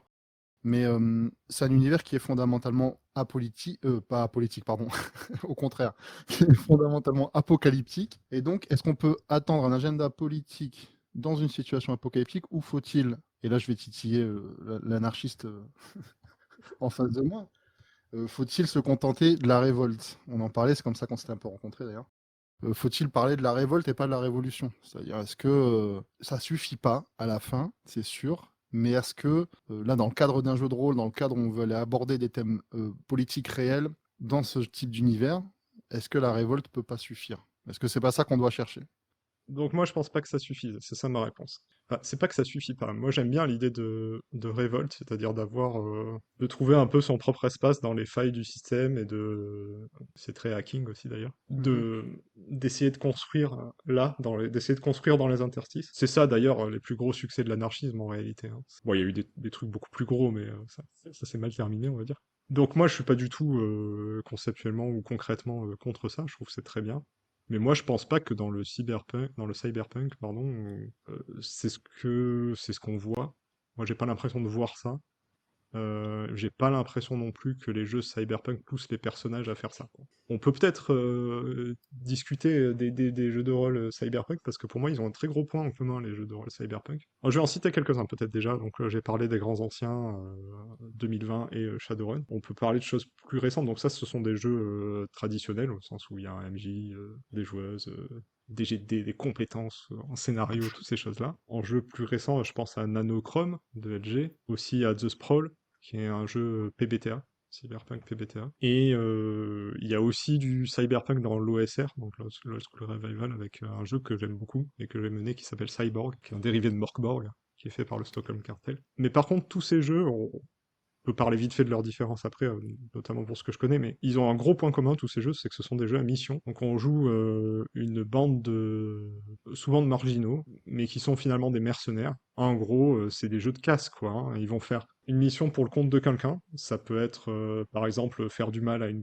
méga corporation pour le compte d'une autre méga corporation. Donc là déjà on a un problème, hein, parce que les méga corporations sont pas l'ennemi, ou du moins elles ne le sont pas toutes. Ou alors il y a ce côté, c'est là que les personnages ont dit, ils ont un côté cynique, c'est-à-dire en fait ils aiment pas les méga corporations, mais bon c'est elles qui ont l'argent, donc pour survivre, pour prendre l'argent, ils vont faire des missions pour l'une et embêter l'autre, etc. Donc voilà, on a ce côté jeu à mission, et voilà, déjà ce côté jeu à mission, jouer des mercenaires, on voit que politiquement ça commence à positionner les personnages, et que c'est dur. Je reviens, j'ai fait une énorme digression, mais c'était pour répondre à ta question quand même à la base. Ben, du coup, dans ce cadre-là, c'est super dur d'imaginer la révolte, tu vois. Enfin, sans parler de révolution. Juste la révolte, déjà, c'est compliqué. Ouais, mais c'est un des reproches que je fais, hein, c'est que c'était dans mes notes aussi, hein. Nos notes ne sont pas partagées, pas totalement partagées, donc voilà, mais c'est une des notes que j'avais qui était de dire, mais en fait, oui, les jeux nous font travailler pour une méga corpo contre une méga corpo régulièrement, quoi. C'est-à-dire, on est trop petit face aux méga corpos, selon la plupart des univers cyberpunk pour y faire quelque chose de manière assez. Alors après, je sais, j'ai pas fait de campagne dans un univers cyberpunk, je sais pas à quel point on peut en arriver à faire tomber quelque chose, quoi. Réellement. J'ai plus l'impression, comme tu dis, que c'est des jeux à mission, des coups d'éclat. Et encore des coups d'éclat, c'est plus, tu vois, le caillou qui tombe dans la rivière, elle reprend quand même sa route, quoi. Moi, c'est un des trucs qui fait que je dis que le cyberpunk est pas trop punk. Très cyber cool, et pas trop punk à vouloir renverser l'ordre établi, quoi. Pourquoi est-ce qu'on s'attaque pas davantage frontalement? Et parce que c'est difficile aussi, hein, je pense. Je finis pas mes phrases et je démarre d'autres idées, mais pourquoi est-ce qu'on fait pas tomber les corpos dans les jeux cyberpunk? Mais parce que c'est difficile aussi, et évidemment que c'est difficile. Mais est-ce que pour autant on doit pas explorer vraiment à 100% ce... Ah, on C'est pourrait pas su- explorer les révoltes, hein. Franchement, on pourrait explorer les révoltes. Je trouve que c'est pas suffisamment apocalyptique. Tu vois, t'es déjà dans un truc, ok, on a perdu. C'est un peu dog eat dog, tu vois. Ok, ils sont installés. J'ai pas le choix que de faire avec. Donc, comment ils vont me baiser, quoi. Tu vois, Ouais. comment je vais réussir à passer entre les mailles du filet pour me faire péter moins que le mec à ma gauche et moins que le mec à ma droite. Oui, oui, c'est cynique, Tu ouais, vois. ce qu'on Et disait. moi, oui, c'est ça. Je trouve ça un peu dommage de pas aller plus loin que ça, quoi. Ouais, ouais, ouais. Il y a un côté. En fait, c'est même que je peux partager mon expérience là-dessus parce que j'ai mené une sorte de campagne, c'est un grand mot, c'était une sorte de table ouverte sur Cyborg. Parce que j'ai eu des joueurs différents qui se sont relayés un peu. Donc du coup, on faisait ça, on montait des coups à chaque fois pour faire, pour jouer sur une soirée, tu vois, et avoir un objectif clair. Mais j'essayais quand même de pousser ce truc-là, alors sans, moi j'aime pas non plus quand je fais du JDR faire dire des choses à mes personnages. C'est eux qui font leurs choix, tu vois, moraux, politiques, etc. C'est les personnages, je veux pas imposer ça sur eux. Mais c'était vraiment l'idée, tu vois, aussi qu'ils ramassent de l'argent pour un peu les gens du quartier, tu vois. Ils vivaient vraiment dans des squats et tout, des trucs comme ça. Donc pour le coup, c'était vraiment des marginaux et tout, tu vois. Il y avait vraiment un cœur du dimanche, des trucs comme ça, quoi. Mais en fait, très vite, en fait, c'est plus ça qui compte parce qu'il y a beaucoup d'action. C'est un jeu aussi, Cyborg, qui est très très orienté action, très très violent, rapide, punitif, etc. Ce qui est cool aussi, hein, ce qui donne une belle dynamique de jeu, tout ça. Mais qui fait que le message et pourquoi on fait les choses, ça va passer en arrière-plan finalement, hein. Par contre, c'est dommage parce que je vois que j'ai eu du mal à orienter la dynamique de jeu pour que ce soit plus. On se construit une petite révolte personnelle, tu vois. Mais pourtant, le livre, c'est un des rares, je trouve, qui est super clair là-dessus. Dans le livre de Cyborg, ils te disent clairement que les mégacorpos sont les ennemis, c'est écrit en toutes lettres dans le livre, et les mégacorporations et les forces de l'ordre. C'est le livre de jeu te dit que il faut buter des flics et des, et des, euh, des huiles, Les patrons. ouais, des patrons, ouais, c'est ça. C'est le livre, on n'est pas. Oui, c'est Est-ce Cyborg, qu'on hein, est moi d'accord avec ça? Je sais pas. Mais voilà, c'est dans le livre. Oui, oui, c'est le livre. Je rapporte les propos du livre. Et de ce point de vue-là, d'ailleurs, ben, je trouve que c'est dommage parce que tu vois, le livre est ultra explicite là-dessus. Pour autant, les dynamiques de jeu vont faire que, tu vois. Au bout d'un moment, il faut bien que quelqu'un finalement t'embauche pour faire le job. Ouais. Et les gens qui ont de l'argent, bah, c'est les corpos, tu vois. Alors après, moi, j'avais fait un truc un peu différent. En fait, c'était une intelligence artificielle qui les avait embauchés, qui était enfermée par une corpo et elle a payé Ok. pour sa libération, sans que les joueurs le sachent, évidemment. Donc, voilà, il y avait toute une histoire qui était mauvaise aussi au final, hein. Il y a eu un culte, enfin, c'est devenu un dieu. Enfin, bon, bref, c'est vraiment parti en steak. Mais, euh, mais voilà, quoi, c'est difficile de. Et là, je trouve que finalement, aujourd'hui, on peut faire ce reproche-là au cyberpunk, c'est que oui, il y a une certaine esthétique d'action, de mission, de jeu de casse, on peut dire, qui a pris le pas sur le propos. Et aujourd'hui, si tu veux jouer à un jeu où tu fais une petite révolte personnelle, c'est pas à des jeux cyberpunk qu'il faut jouer. Ça existe, ce sont des jeux qui existent, mais ce ne sont pas des jeux cyberpunk. On pourrait, j'imagine, après, voilà, on peut, si on n'est pas trop un manche, on peut jouer ça. Mais je Ouais, trouve ouais. que c'est pas la dynamique principale qui est poussée par ces jeux-là, quoi. Voilà. Ouais, il y a ce côté hyper pulp tout le temps, quoi. Parce que c'est ce qu'on nous vend. Oui. C'est ce qu'on nous vend, quoi. On nous vend de l'action. Regarde. Enfin, tu vois, ça va enchaîner sur un autre point que je voulais attaquer. Mais regarde, c'est cool. J'ai des implants cybernétiques. Je vois la nuit. Je suis trop fort. Je suis enfin, non, c'est pas cool en fait, ça, les gars. Enfin, tu vois, le transhumanisme, c'était bien jusqu'à ce que ça soit pris en main par des gens de droite et par des méga corpos, en fait. Là, c'est juste un résultat, et je ramène ça évidemment à la réalité, hein. Tu vois, là, le transhumanisme, on en a parlé un peu dernièrement avec l'autre baltringue de Musk là, qui a fait souffrir des animaux pour rien, et en plus, son truc marche pas, Neuralink de merde, là, Ouais. ça marche pas, ça se casse. Enfin, voilà, tu vois. Et le transhumanisme, c'était cool tant que c'est toujours pareil, hein. Et d'ailleurs, j'ai pas repris Cédric Chaillol la fois dernière quand il disait qu'il aimait le transhumanisme. J'aurais voulu qu'il précise ce propos-là. Alors, je l'ai revu entre-temps, donc je sais ce qu'il entendait par là, mais quand il dit qu'il aime le transhumanisme, dire ça en 2025, c'est quand même chaud, quoi. Ça veut dire, qu'est-ce que t'aimes dans le transhumanisme, quoi. Quand t'as joué à Soma un peu, quand t'as joué à tout ça, ça fait peur, en fait, le Ouais. transhumanisme. Pourquoi est-ce qu'on va s'améliorer à nouveau? C'est comme les IA génératives, en fait, on y vient, tu vois. J'avais pas prévu d'en parler, mais qu'est-ce qu'il y a de cool dans les IA et pourquoi est-ce qu'on se bagarre dans le jeu de rôle contre ces IA génératives qui font le taf, quoi. Qu'est-ce qu'il y avait de Ouais, cool au départ qui aurait pu ouais. nous permettre de faire moins, tu vois, sur le but, hein. Moi, un de mes buts dans la vie, c'est de plus avoir à bosser, mais bon, j'ai pas encore gagné, quoi. Pourquoi est-ce que tout le Fordisme a amené les machines et qu'on est encore en train de bosser? Pourquoi est-ce que on a tout automatisé en informatique et on est quand même encore en train de bosser? Pourquoi est-ce que les IA arrivent, on est encore en train de bosser? Et on nous dit juste, ça va augmenter ta productivité. Voilà, je suis en train de digresser, je m'en rends compte parce que je suis un peu en colère. Mais tout, Non, mais la machine, c'est un thème important du cyberpunk, donc tu vois, c'est pas pris sous l'angle. Non, ce n'est pas que de l'augmentation de productivité. C'est-à-dire, ça doit amener un repos à l'être humain, quoi. Ça doit amener une fin du travail pour l'être humain et pour l'animal aussi, hein, pour les autres animaux également, hein. Ça doit ouais. être la fin de l'exploitation, en fait, pour moi. Le transhumanisme, peut-être, ça aurait pu être ça. Alors, je sais pas dans quelle mesure, ça aurait pu juste Hmm, soulager les maladies, soulager les. ouais. Tu vois, alors après, on descend un peu dans le nanopunk et tout ça, mais pourquoi est-ce que forcément. Et pourquoi est-ce que ça, c'est pas abordé directement et frontalement? C'est-à-dire un truc qui partirait de la base dans les univers cyberpunk, une révolte et donc potentiellement une révolution qui partirait de la base, plutôt que de toujours prendre des jobs, aller faire des jobs pour un mec plus gros que toi, quoi. Tu vois, quelqu'un de plus gros que toi. Hmm, Euh, alors que la réalité, c'est que pour moi, punk égale anarchiste, c'est pas totalement vrai, mais voilà. Donc on devrait partir de la base, s'organiser de manière, de manière autogérée et par un groupe, faire des petits groupes en fait, et puis bah aller pousser, pousser, pousser, et pourquoi pas après grossir autour. Est-ce qu'il y a un ouais. jeu à faire à partir? Est-ce que ça existe? Peut-être ça existe dans le jeu de rôle et que je connais pas. Faut me le dire. Ouais, je vais t'interrompre parce que tu as donné 1000 idées en une minute, là, donc je sais même plus sur quoi rebondir. Euh, Moi, je séparais le problème de l'automatisation et des machines du problème de l'IA générative. Pour moi, ce sont des problèmes différents. Pour ce qui est de l'IA générative, je pense que je n'arriverai pas, je vais pas en parler vraiment dans ce podcast. Désolé, on pourra peut-être faire un podcast consacré ou en parler avec d'autres gens. Et encore, je sais pas si j'ai vraiment envie en réalité. Je vais pas pouvoir en parler de manière concise et calme.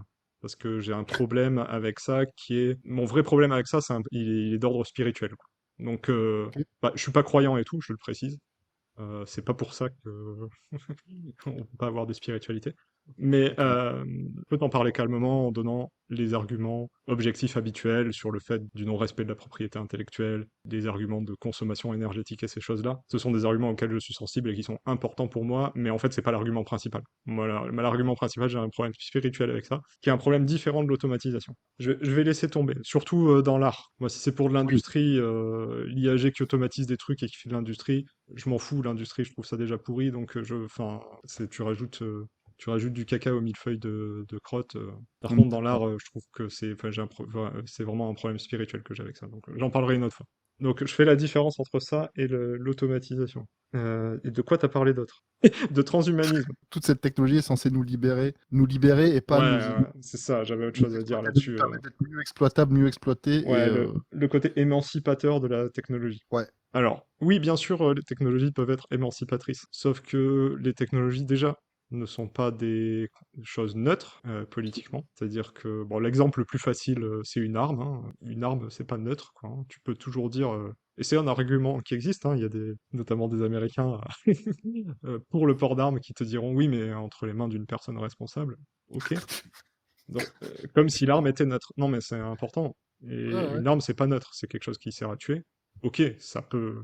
Il y a des gens qui ont des armes et qui ont tué personne, mais voilà, c'est pas neutre. Donc les technologies, c'est pas neutre. Ça, c'est déjà le premier truc. Ensuite, les technologies, aujourd'hui, on est dans un monde où le bien commun est très rare. Donc, les technologies sont possédées par Mhm. des organisations ou des personnes. Et donc ça change tout. Parce que le fait que, par exemple, si on prend toutes les technologies qui ont trait à la médecine, qui sont des techniques et des technologies évidemment émancipatrices. Ce serait vraiment l'exemple type, quoi. Donc il y a des pays où l'hôpital est public, comme en France. Et là, on peut dire que oui, c'est émancipateur. Parce que bah, tout le monde en profite. Mais il y a des technologies, voilà. Et je reboucle avec l'IAG, mais tant pis. Mais l'IA générative, c'est une technologie qui est complètement possédée par des entreprises, quoi. Donc c'est pas possible que ces entreprises utilisent ces technologies, ou alors si elles le font, c'est un hasard, pour le bien commun. Autrement qu'à des fins capitalistes. Voilà. Donc en fait, c'est une technologie, c'est deux fois pas neutre. C'est pas neutre par la nature même de la technologie, et c'est Mhm. pas neutre par qui la possède.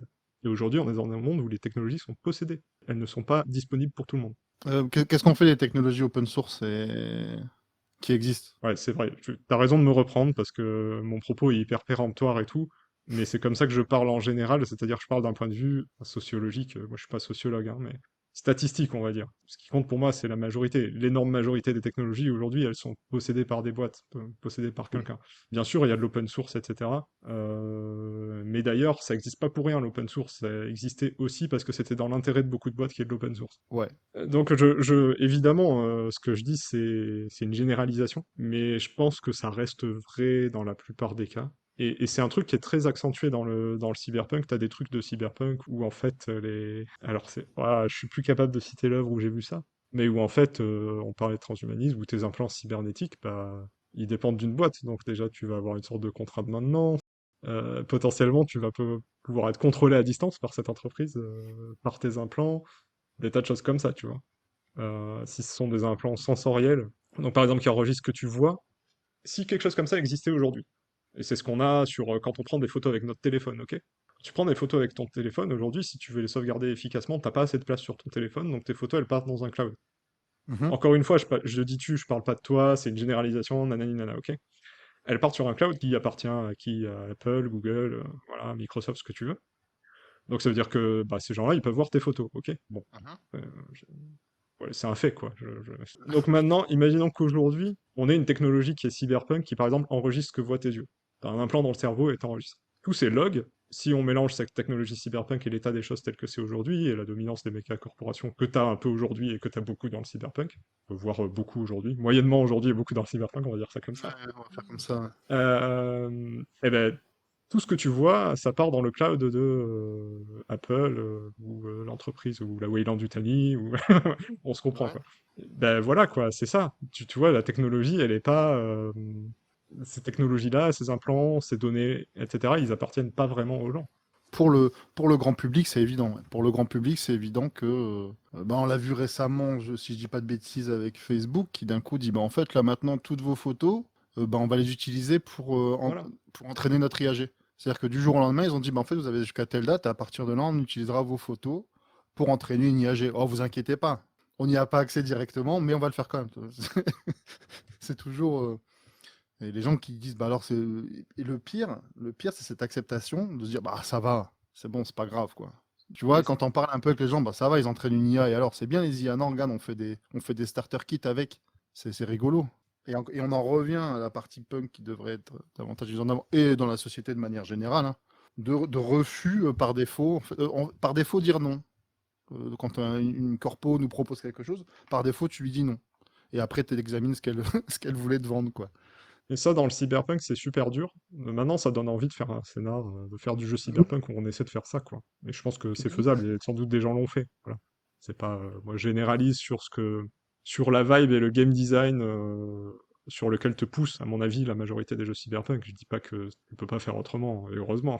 Oui. Et tu peux faire des jeux maison, et tu peux faire tout ce que tu veux.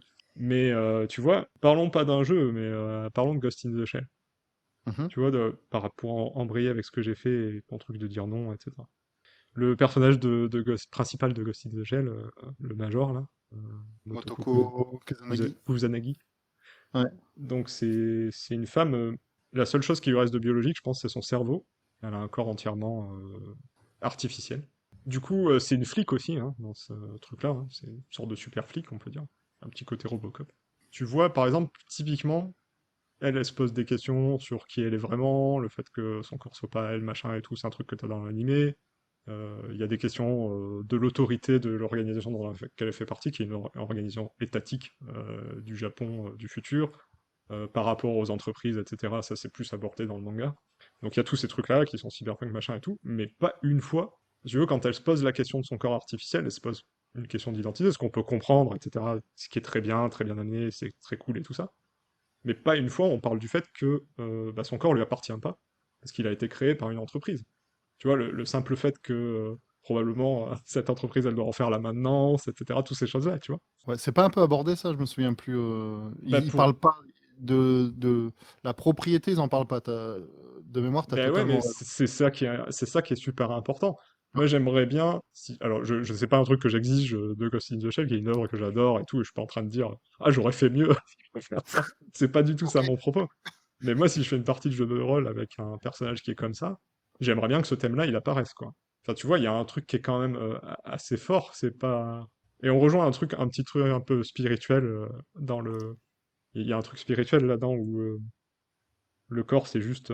en tout cas, qui est dualiste.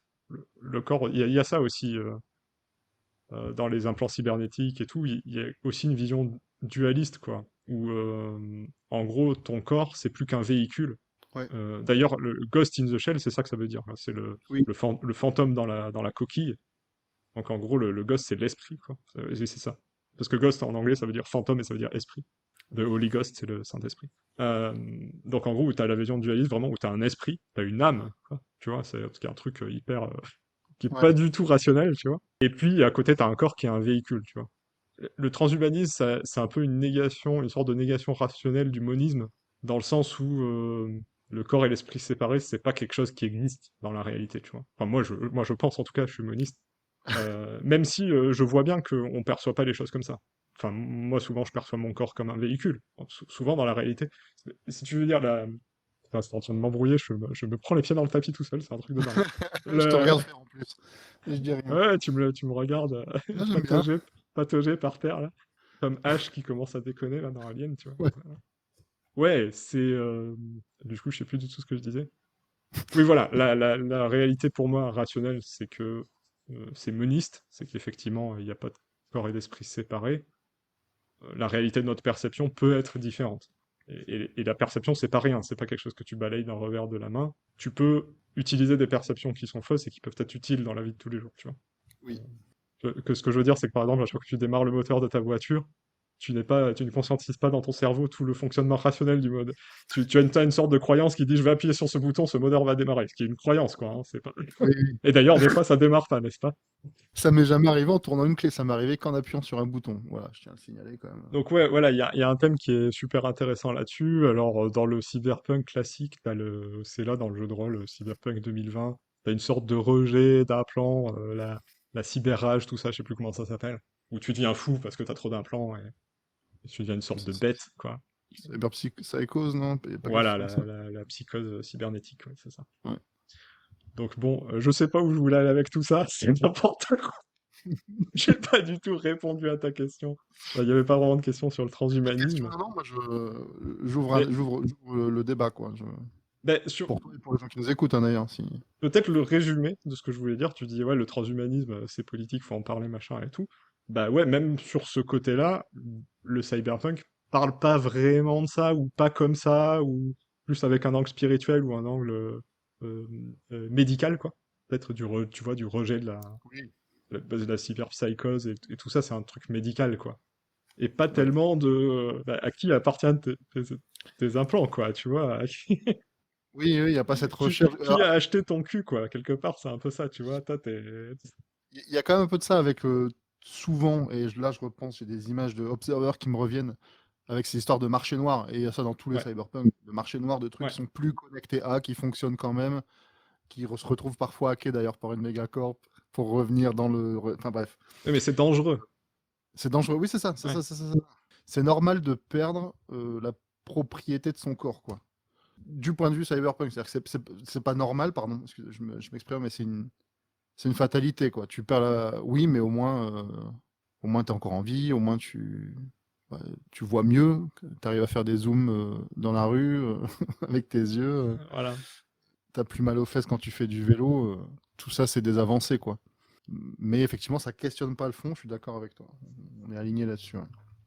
Puis ça en fait... tu vois aussi, tu parlais de l'émancipation. Le super corps de Motoko Kusanagi, il en fait une super flic. Oui. Il en fait pas une personne plus heureuse. Il en fait pas une personne émancipée. C'est une thématique qui est bien plus présente dans Robocop. Et au début, il est horrifié de ce qui lui arrive, le type, quoi. Qu'on l'ait remis dans un corps et tout, c'est pas du tout une émancipation pour lui d'être à nouveau en vie, tu vois. Ça en fait un super. C'est pareil d'ailleurs, hein, ça en fait un Ça super en fait un flic, super flic, mais ouais. ça en fait pas quelqu'un d'heureux ou d'émancipé. Est-ce que le cyberpunk, c'est pas la meilleure publicité pour la police?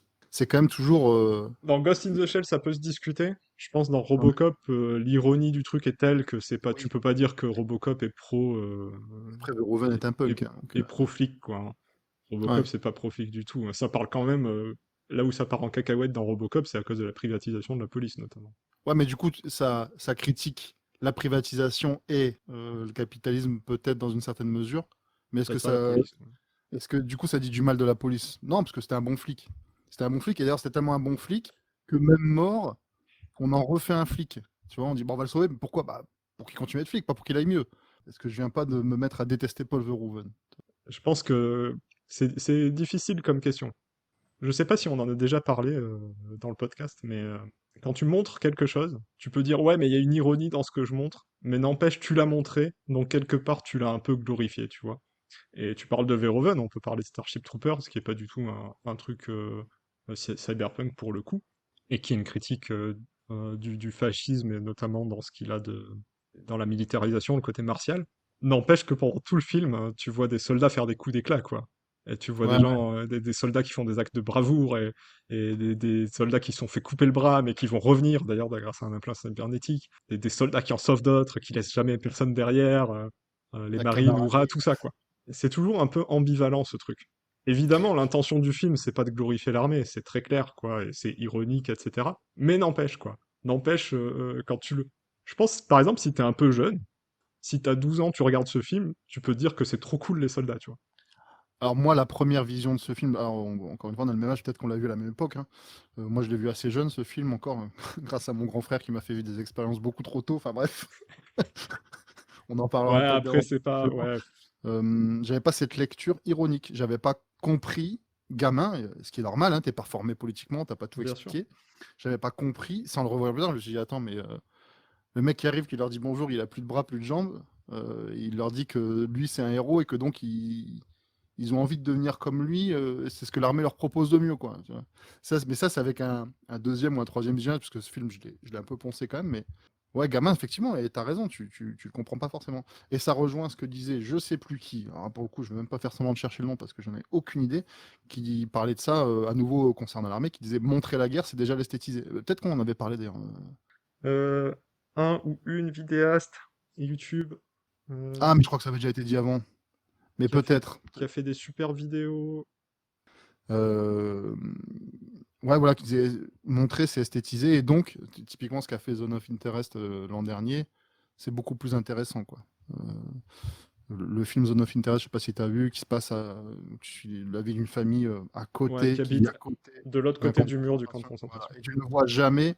Mm. Alors, ça répond aussi à une autre règle, hein, qui dit qu'il faut pas montrer l'intérieur des camps, sinon à nouveau tu l'esthétises et donc tu dédramatises. Donc, il y a une règle spécifique pour ça en cinéma, hein, qu'il faut pas montrer l'intérieur, mais peu importe. C'est pas le sujet. Montrer, c'est esthétiser et donc c'est rendre plus sexy un truc qui devrait pas être. Typiquement, il y a des critiques là-dessus qui sont tombées sur 1917 avec ça, quoi.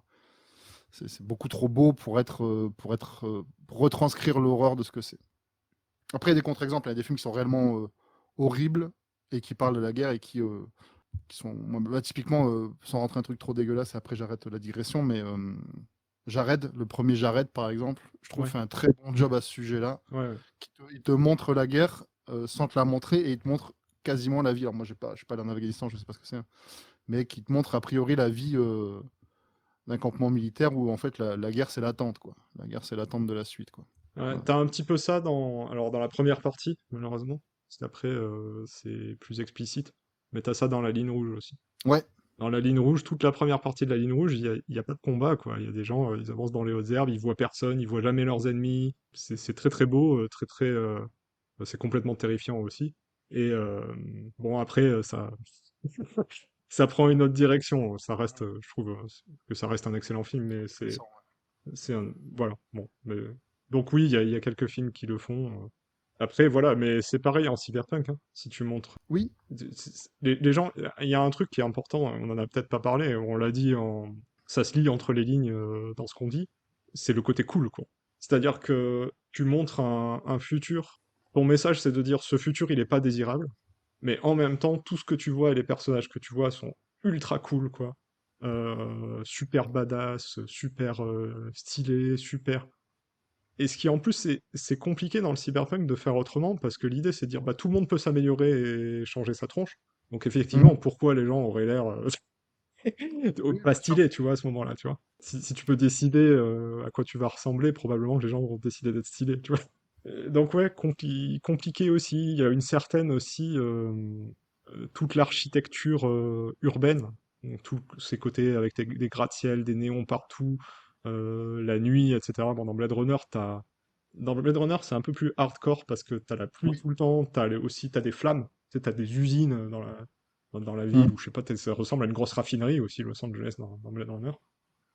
Donc il y a ce côté-là qui est peut-être un peu moins désirable, mais c'est beau aussi, tu vois. Quand tu vois, même si tu prends dans Blade Runner, qui a une ville qui est moins désirable que le Night City de Cyberpunk 2077, quand tu vois le plan d'ouverture qui s'ouvre sur la ville, avec les lumières, la musique de Vangelis et tout, c'est beau, quoi. Tu te dis pas, ouais, tu te dis quand même que t'aimerais pas vivre là, mais tu te dis pas, oh, Tu te dis pas c'est l'enfer. moi j'ai pas C'est pas ressenti voilà, j'ai pas ressenti de l'aversion ou du dégoût quand j'ai eu cette vision. C'est pas ce que je veux dire. je suis d'accord. Je suis d'accord avec toi, ouais. C'est une des problématiques, ouais. Ça impressionne pas en fait. Ça fait plus peur, le cyberpunk. Ça devrait être horrible, surtout à l'heure actuelle avec ce qu'on voit et ce qui est en train d'être mis en place dans la Silicon Valley, et du coup, forcément par rayonnement partout, quoi. On devrait avoir peur, ça devrait être des œuvres d'anticipation au sens très littéral du terme. On devrait lire ça comme ce sont des messages clairs, en fait. Ça va mal finir. Le problème, c'est ce que, comme, et ça rejoint ce qu'on disait peut-être dans l'épisode 0 ou 1, je sais plus, 1, 0, peu importe. Le problème, c'est qu'on joue encore des héros. On joue des gens qui vont faire en sorte que ça va, quoi. Le quotidien, c'est dur, mais c'est pas pour eux que c'est le plus dur. On parle jamais bah, des gens qui n'y arrivent pas, quoi. Des gens qui. Alors on le voit, hein, on le voit chez Verhoeven, on le voit on le voit un peu. En Tsukamoto, il s'intéresse pas trop à ça, mais les gens du quotidien, quoi, qui arrivent pas à manger, qui font la manche dans les rues, tu les vois, mais on s'y intéresse pas. Ouais. Ouais, mais ça, c'est un truc que t'as dans le jeu de rôle en général, je Ouais. trouve. Mais ça, c'est C'est-à-dire que la plupart des jeux... Bon, là, on parle pour le cyberpunk. De ce point de vue-là, il n'y a pas beaucoup de différence entre les JDR cyberpunk et les c'est JDR vrai. médiéval fantastique classiques, quoi. C'est-à-dire que Ouais. tu vas jouer des gens qui sont, par certains aspects, exceptionnels. Pas par tous. C'est pas des Supermen et des Superwomen, c'est pas forcément les gens les plus riches, les plus talentueux, etc. Mais ils sont exceptionnels. Bah, parce que tu racontes leur histoire déjà, tu vois. T'as d'autres formes de jeux de rôle, j'y repense parce que justement Thomas Munier il a fait une vidéo il y a pas longtemps sur le bac à sable du quotidien, où vraiment tu joues, tu vas jouer des gens qui sont pas exceptionnels. C'est Oui. c'est pas le propos du jeu, le propos du bac à sable du quotidien c'est de faire sortir une certaine vibe. Enfin, bon, je vais pas, on va pas parler de ça aujourd'hui. Donc t'as des formes de jeux de rôle où tu vas jouer des gens qui sont pas exceptionnels. Il y a- Tu joues c'est le cas beaucoup du jeu d'horreur. Les jeux d'horreur, souvent, tu joues des kidam, quoi. Mais le cyberpunk, c'est pas le cas. Dans les jeux cyberpunk, Mm. tu vas rarement jouer des kidam. Tu peux jouer des nuls, tu vois, des gens qui sont vraiment. En plus, comme c'est des jeux de casse, jouer des nuls, en fait, ça va avec l'esthétique, tu vois. Ouais. C'est les mecs un peu. Ils sont parfois compétents, mais les gens qui sont compétents, c'est au moins bizarre, tu vois. C'est un peu la clique un peu chelou. Mais ouais, ouais, ils vont faire des trucs ou ils vont réussir à faire des choses exceptionnelles, etc. T'as pas ce côté. Je pense qu'en jeu de rôle, je vois ça vraiment que pour ce qui est le mainstream en tout cas, dans les jeux d'horreur, quoi. Oui, je suis d'accord. Et encore pas tous, quoi, hein. Parce que, genre, tu vois, si on prend Cthulhu, Mm. horreur fantastique, cosmique, tout ça, les investigateurs, ce sont pas des gens moyens, quoi. Tu vois, ils vont s'intéresser à des trucs où la plupart des gens diraient non, mais je laisse tomber. Oui. Dès que tu sais de quoi ça s'agit, tu dis ah, ah bah non, Allez, bisous. ciao. Donc ouais, il y a ce côté-là. Ça me donne envie de faire un bac à sable du quotidien, un jeu tranche de vie, comme on dit, dans du cyberpunk. Ça peut. Ça pourrait être très chouette, hein. En fait, c'est ça. Il y a une résignation en réalité dans le cyberpunk. Et tu vois, il y a des cas où les gens vont être en pouvoir les personnages vont aller au-delà de leur résignation et se dire ils utilisent ça, puis finalement ils se rendent compte que ce qu'ils font c'est pas bien, ou ça va pas, ou qu'il faut faire différemment, ou il faut qu'ils commencent une révolte personnelle. Mais dans les jeux de rôle cyberpunk, le monde est tellement euh, monolithique et empêché par les méga-corpos et tout, que tu pourras pas trouver ce petit espace de révolte personnelle. Ou alors ça va tout te coûter, quoi. Et t'as ça dans Blade Runner, en fait. Dans Blade Runner, le personnage principal qui est un flic qui... C'est un assassin, Encore. hein, finalement. En fait, il bute des gens, enfin, il bute des... qu'ils appellent des androïdes, mais en réalité, ils sont faits en chair, hein, les androïdes. C'est des Ouais. trucs... ils sont génétiquement engineerés, on peut dire. C'est des êtres de chair et de sang, et c'est des êtres qui sont sentients, qui ont... Les réplicants, ouais. Ouais, donc il les tue quand même, c'est un truc... Enfin, voilà, c'est vraiment un salopard, quoi. Tu vois, d'un point de vue fonctionnel, quoi, son rôle dans la société. Et il finit par se rendre compte de ça, en fait, le long du film. Ah, il y a une tricherie parce qu'il se rend compte de ça, parce qu'en gros, il tombe amoureux d'une réplicante, quoi. Mais lui, du coup, comme, tu vois, ne serait-ce qu'il est flic, il a des contacts, il a une arme, etc., il est capable de faire sa révolte personnelle et de se barrer avec la réplicante et de elle pas la tuer, etc. Mais souvent, quand tu joues un personnage dans un jeu cyberpunk, tu peux même pas faire ça en réalité. C'est très compliqué, quoi, tu vois. Ouais, ouais, alors qu'on, ouais, moi, je démords pas du fait qu'on devrait orienter dans. Mais c'est parce que moi, je veux que ça soit davantage politique, quoi. C'est parce que je veux que ça soit davantage un manuel, un manuel anti méga corpo, tu vois. Ouais. J'en rajoute, évidemment, je grossis fort le trait quand je dis ça, hein. Là, c'est trop. Ouais, ça va, c'est des sales types, les méga corpos, mais quand même, ils te permettent de bouffer tous les jours, quoi. Et c'est un peu ce qu'on peut nous opposer quand on se dit Ouais, anticapitaliste dans le monde, hein. On dit, ouais, bah c'est oui, mais réaliste, regarde, hein. t'as des fringues, Ouais, tu les as pas faites toi-même, ouais, ouais, ouais. effectivement. Mais alors pourquoi est-ce qu'on pousserait pas la réflexion un peu plus loin, quoi? Pourquoi est-ce que Non, mais il y a une réalité là derrière. Il y a une réalité là derrière, mais on montre pas. Ouais, finalement, j'aimerais peut-être que les jeux de rôle cyberpunk, le cyberpunk en général, mettent l'accent sur les petites révoltes personnelles. ouais, Mais est-ce que finalement c'est dans l'ADN de ce courant-là? J'en suis pas sûr, tu vois. Voilà. Et dès le départ, hein, Neuromancien, moi je sais pas si tu connais l'histoire de Neuromancien, si tu as lu ce livre, j'ai pas lu. mais Neuromancien, c'est vraiment ça, hein. C'est un marginal qui est embauché par quelqu'un pour réaliser un casse. C'est contre une méga corpo, etc. Mais du coup, il n'y a pas de... Ouais, il n'y a pas ce côté révolte personnelle, quoi. La personne vit en marge, clairement. Elle vit pas dans le système, pas vraiment. Ouais, c'est un groupe de mercenaires, il y a des ex-militaires, il y a des bandits, il y a lui qui est une sorte de hacker, le personnage principal. Donc c'est un truc qui existe depuis le départ, quoi, dans le cyberpunk, tu vois. C'est pas récent, quoi.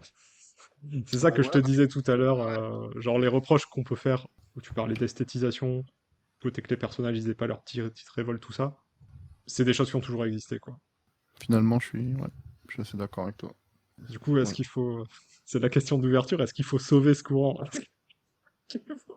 Moi, j'avais demandé, c'est est-ce qu'il faut abattre le capitalisme pour sauver le cyberpunk? Est-ce qu'il faut attendre d'avoir abattu le capitalisme pour se dire, eh, regardez, et faire un peu, et on va y revenir après, comme les dérivés, c'est-à-dire observer après, a posteriori, ce qui a été fait, et ce qu'on aurait pu faire, ce qu'on aurait dû faire, et pourquoi ne pas. Tu vois, quand je dis je veux un manuel, il n'y a pas de manuel, ça n'existe pas, un manuel de.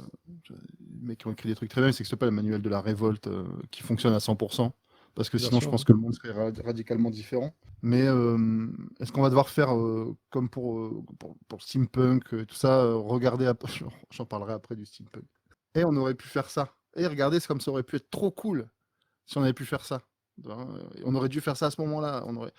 Et ouais, ça résonne avec, bah, encore une fois, le monde réel, quoi. Qu'est-ce qu'on fait nous maintenant pour éviter que des mecs comme, c'est quoi son nom? C'est Peter Thiel, le mania de la Silicon Valley, là, qui avait écrit un bouquin qui a matrixé complètement toute la Silicon Valley, tous les tech bros, qui a dit il y a quelques semaines, bah en fait, ou peut-être un peu plus longtemps, je ne m'intéresse pas à son œuvre, à ce bonhomme, mais qui a dit il y a quelques temps, en fait, la libre concurrence, c'est nul parce que ça limite les profits. Donc maintenant, il faut des situations de monopole pour les entreprises privées. Ça a été dit textuellement. Je traduis et je grossis, enfin, je raccourcis, hein, je pense ça, c'est comme moi je l'ai compris, mais Ouais, euh, il a dit bah faut des monopoles privés partout. ouais, ouais. Bah, c'est une Voilà. tension, ouais, ouais, c'est une tension qui est ancienne et qui existe, qui a toujours existé dans le capitalisme. En fait, il y a un paradoxe, mais en fait, c'est pas un paradoxe, c'est juste, c'est de la propagande en réalité. Mhm. Enfin, moi, je le vois Bien comme sûr, ça. je suis C'est-à-dire, d'accord avec la toi. propagande, c'est de te dire, il y a une libre concurrence. Et les gens, faudrait définir ce que c'est, mais en l'occurrence, les Ouais. consommateurs choisiront les entreprises qui sont bénéfiques pour eux, et c'est ces entreprises-là qui prospéreront. Sauf que bah, la libre concurrence, c'est de la compétition, parce que le marché, il n'est pas infini, donc il faut se battre pour le marché. Mhm. Et quand on se bat, la tendance, quand on se bat et qu'il y a des entreprises qui disparaissent, des choses qui disparaissent, c'est qu'à la fin, il en reste moins. Oui, Donc en oui. fait, le monopole, et comment dire, la libre concurrence conduit au monopole. C'est pas l'inverse l'un de l'autre, tu vois. Entre la réalité du terrain potentiel qui te dit survival of the fittest, quoi, Ouais, ouais, c'est celui qui s'est le mieux adapté qui va survivre à la fin. Te dire, bah, en fait, c'est une finalité et te dire à un moment, non, non, à partir de maintenant, il n'y a plus de libre concurrence. C'est-à-dire, tu passes du néolibéralisme qui te dit, il faut de la concurrence pour que les marchés, pour tirer les prix vers le bas, comprenez, pour les consommateurs, si tu veux, c'est ça la position ouais, ouais, bien sûr. libérale, néolibérale qui te dit, plus d'entreprises qui font la même chose, ça veut dire des prix tirés vers le bas. Pour les consommateurs, c'est mieux, et on le voit dans l'Internet, et on le voit dans les transports, et on le voit, ouais, on le voit jusqu'à un certain point. Tu vois, en fait, c'est la fin du monopole d'État pour après passer par une libre concurrence qui te permettrait, a priori, via le libertarianisme, d'arriver à un monopole privé, quoi.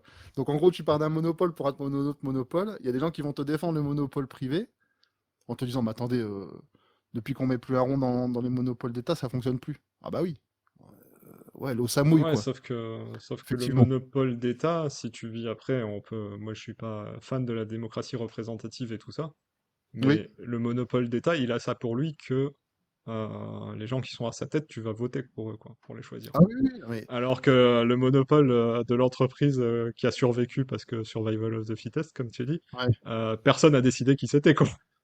Tout à fait. Alors si des mecs ont... Le pire c'est ça, c'est que si des gens ont décidé qui ce serait. Et c'est ça la différence là maintenant, c'est Oui, qu'il y a des gens qui décident. Bah, regarde ce qu'a fait Trump avec Musk, quoi. Il a dit, bah en fait, ton programme spatial, il va passer devant celui de la NASA. Tu vois? En gros, c'est pas. Encore une fois, je grossis le trait, j'en rajoute parce que je peux encadrer ouais. personne dans ce truc-là, tu vois. Il a mis en avant le programme spatial privé au programme spatial public. Euh, Enfin, tu vois, quel est le. Évidemment qu'il y a des gens qui décident ça, excuse-moi, je réfléchissais pourquoi je parlais de ces abrutis, mais Non, quand je disais euh, personne qui a décidé, je voulais dire que ouais, ça n'a pas été décidé démocratiquement, c'est ça que je voulais dire. voilà, c'est ça, on est d'accord. Mais après, je défendais le monopole, ça c'est peut-être mal entendu, mais je défendais le monopole d'État face au monopole privé, évidemment. Je défends le monopole d'État face. Moi, j'ai quand même du mal en tant qu'anarchiste à défendre le monopole d'État, mais Après, non, mais voilà, non, mais... Oui, mais là, je compare les deux. Là, si tu veux, la peste ou le choléra, et au moment, j'ai fait un choix, quoi. oui, Malheureusement, tu vois. Et après, il faut redescendre de tout ça, il faut quand même abolir, j'allais dire démolir. Démolir démolir. l'État, Ouais, on va démolir. On va démolir. faut, démo- faut démolir tout ça, faut abolir et démolir et l'État et ses monopoles et tout ça, quoi. Évidemment. Mais à choisir entre les deux, il y en a un qui me semble, comme tu viens de le dire, en sortant d'une vision pourtant très utopiste, hein, parce que pas Mais c'est utopiste, plus idéaliste. démocratique. Je trouve très idéaliste quand même pour un matérialiste de dire qu'il faut plus de monopole d'État, quoi. Matériellement, malheureusement, on ne fera pas mieux avant un moment que du monopole d'État. Ouais, ok, bon, ça c'est un autre débat, Mais mais bon, c'est un autre débat, peu on importe, rentre on va dans pas un s'étaler truc, là-dessus. mais... D'ailleurs, je me souviens même plus d'où c'était parti et le Moi rapport non avec le plus, cyber. moi non plus. Enfin, le monopole, c'est un truc qui est important dans le cyberpunk. Oui, D'ailleurs, on parle de méga corporations au pluriel dans le cyberpunk, mais souvent dans les univers cyberpunk, et ça c'est quelque chose qui est bien vu, quelque part, par les œuvres cyberpunk, qui est correctement, qui est une critique correcte, on pourrait dire, du capitalisme et du libéralisme, c'est que à la fin des méga corporations, il en reste très peu, quoi. On peut parler, encore une fois, même si est-ce que on peut le mettre dans du cyberpunk ou pas, mais dans Alien, il n'y a qu'une compagnie, quoi, hein, en gros. Et d'ailleurs, oui. les gens l'appellent la compagnie, quoi. Il n'y en a pas d'autres, quoi. Bon, après, il y en a eu d'autres avec les séries, avec tout ce qu'il y a eu à côté, les spin-offs, etc. Mais n'empêche que, voilà, à la base, il y en avait qu'une. Dans Blade Runner, c'est la Tyrell, donc qui fabrique, et uniquement la Tyrell qui fabrique les réplicants. Donc il y a le Oui. monopole de la force de travail dans tout l'espace, puisque ça, c'est censé, surtout les réplicants sont surtout censés servir dans l'espace. Donc ouais, il y a ça, hein, il y a le truc du monopole d'une ou deux méga corporations, c'est bien, on le voit dans beaucoup d'œuvres cyberpunk, ouais. C'est plutôt Cyberpunk. identifié. Ouais. Donc ça c'est ça c'est un point pour le cyberpunk. On va quand même dire qu'il y a des trucs aussi qui sont bien. Ouais, moi, j'aime bien le côté esthétique cool, mais je dis que ça suffit pas, quoi. Ouais. Je dis que ça, plus, peut-être ça suffit plus. Voilà, pardon. Je voudrais que ça soit davantage. Parce que si on veut, et je vais, bah, du coup, on va peut-être attaquer le dernier point Oui. sur sur ces dérivés. Si on veut de l'esthétique cool, qui sert à rien et qui permet de faire mumuse, il y a le steampunk.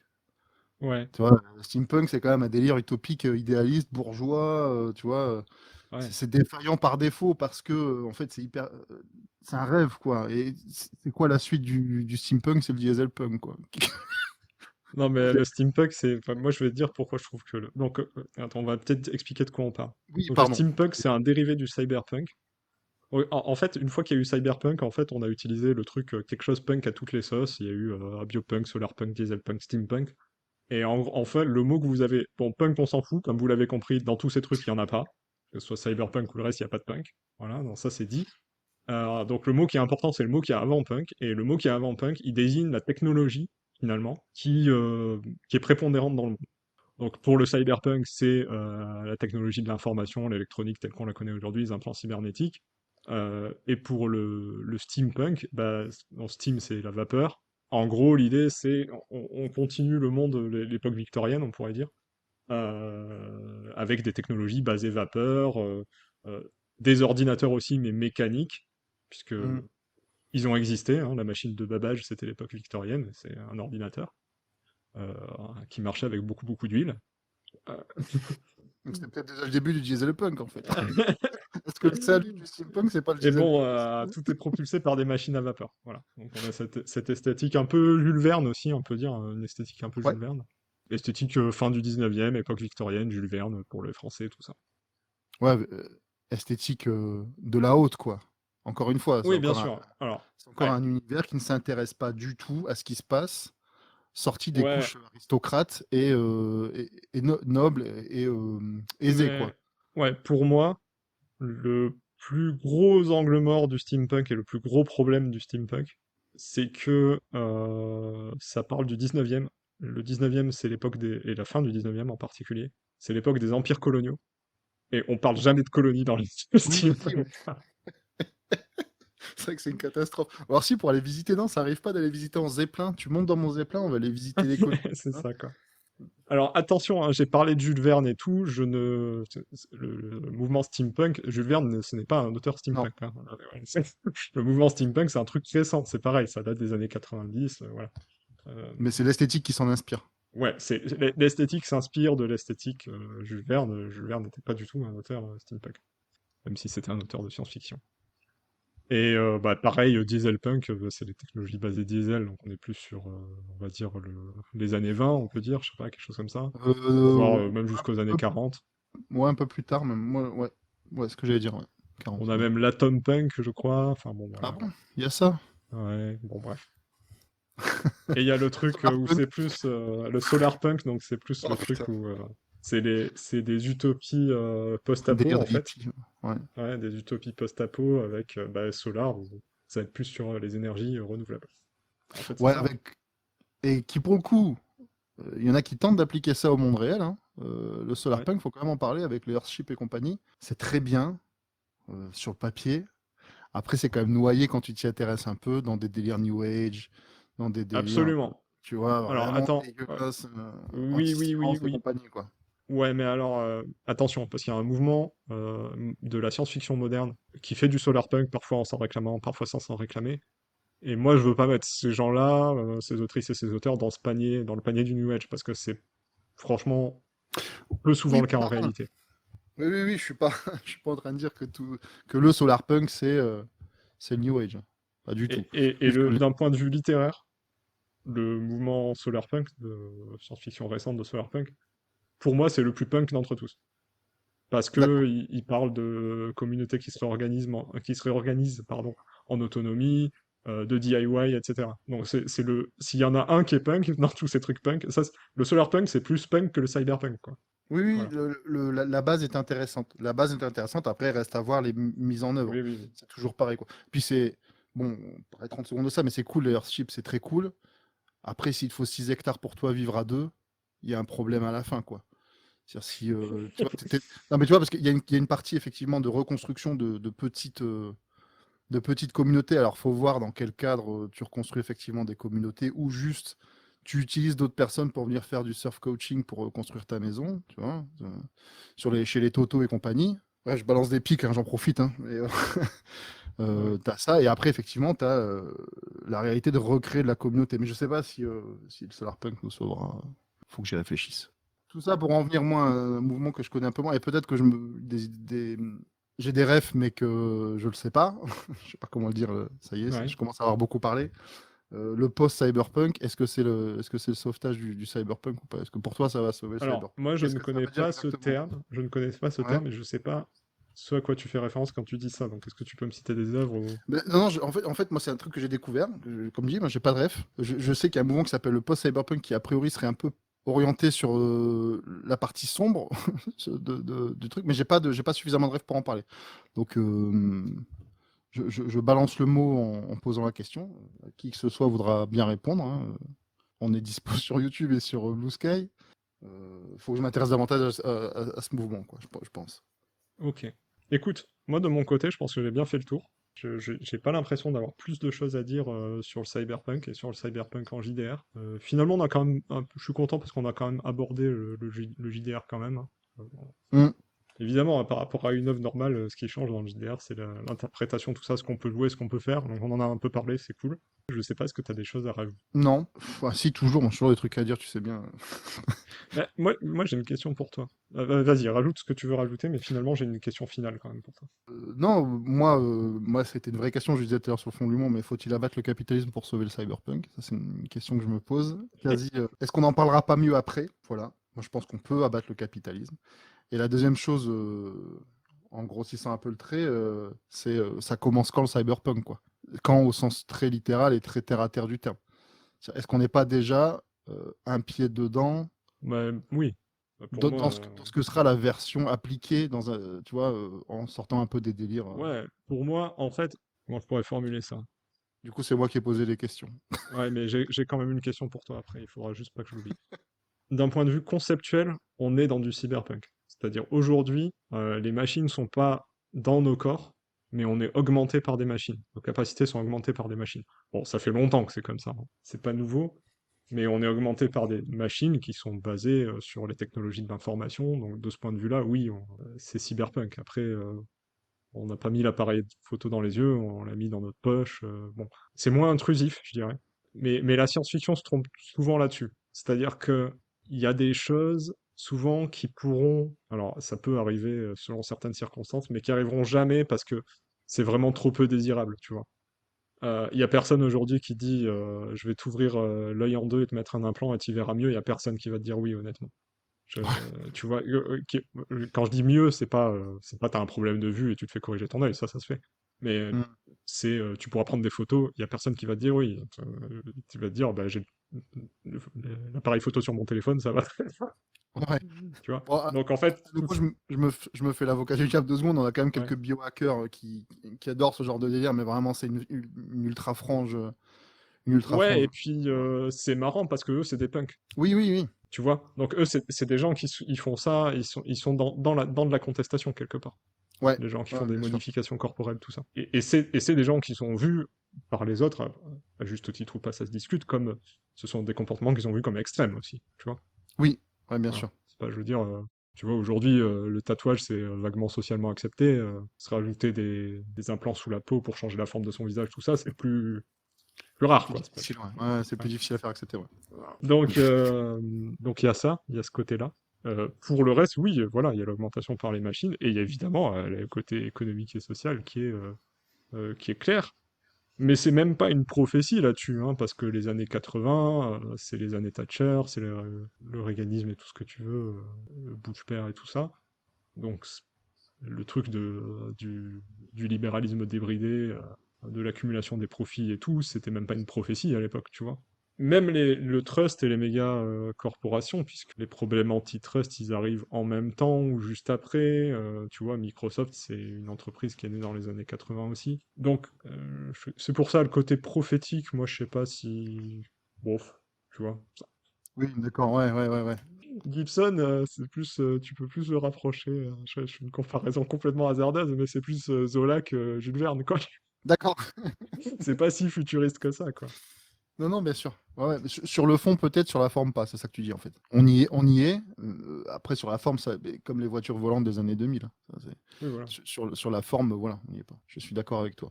Et du coup, ma question pour toi, je sais plus ce que Ouais. c'était.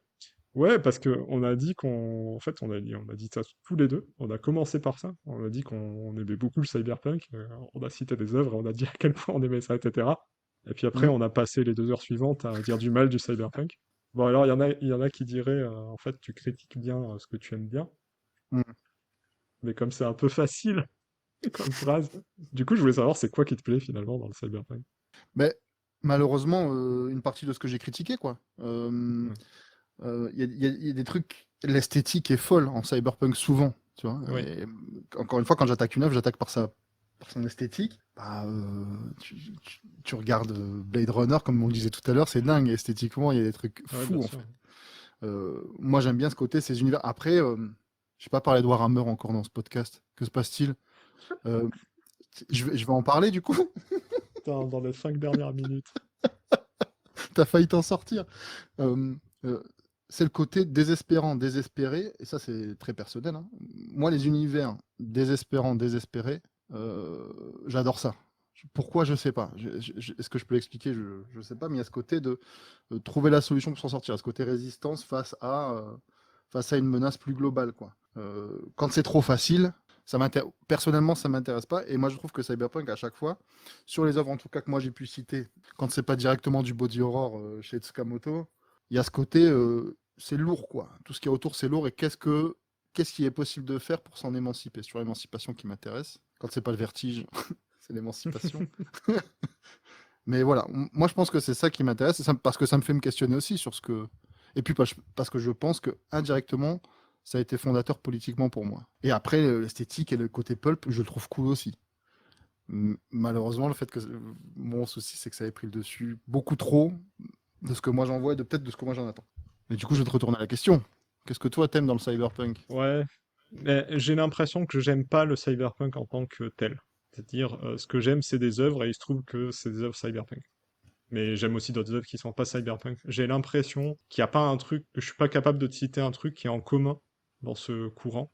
Parce que Mhm. tu vois, par exemple, la raison pour laquelle j'aime Ghost in the Shell, elle est vachement différente de la raison pour laquelle j'aime Alien. Alien, je vais aimer ça, bon, à cause de l'esthétique aussi, clairement, je vais pas mentir, mais à cause du côté épouvante aussi, et puis du côté hyper froid, hyper de l'isolation, tous ces sentiments-là, qui sont des sentiments que Mhm. j'aime beaucoup, le sentiment d'horreur cosmique en fait, où l'être humain est très petit par rapport au cosmos et à tout ce qui s'y trouve. Et en gros, dès qu'il va commencer à interagir avec, il va se faire manger, quoi. J'aime bien cette idée-là. Alors que par exemple, le Ghost in the Shell, ce que j'aime bien, par contre ça, c'est un point commun avec Blade Runner, c'est le questionnement sur qui sommes-nous, c'est le côté métaphysique. Donc tu vois, il n'y a pas trop de points communs. Et ce que je vais aimer dans le Neuromancien, c'est le côté hyper râpeux, désabusé, où on voit aussi la folie des gens qui sont très riches. Dans le Neuromancien, le dernier casse, c'est dans une station spatiale qui est en orbite et qui appartient à une seule personne, tu vois, à une seule famille. C'est une D'accord. sorte de clan en plus qui a dégénéré et tout. J'aime bien ce côté-là. Mais tu vois, c'est vachement différent, du coup, c'est pas du tout les mêmes raisons. Ouais. Euh, Blame, c'est le côté mélancolique que j'aime dans Blame. C'est le côté d'être seul dans un grand truc, il marche pendant des jours et tout ça, enfin voilà. Enfin des jours, des années, des siècles. Euh, une mélancolie que je retrouve dans l'animé Ghost in the Shell aussi, tu vois. Donc, Oui. donc en fait, ça va être pour des raisons complètement différentes.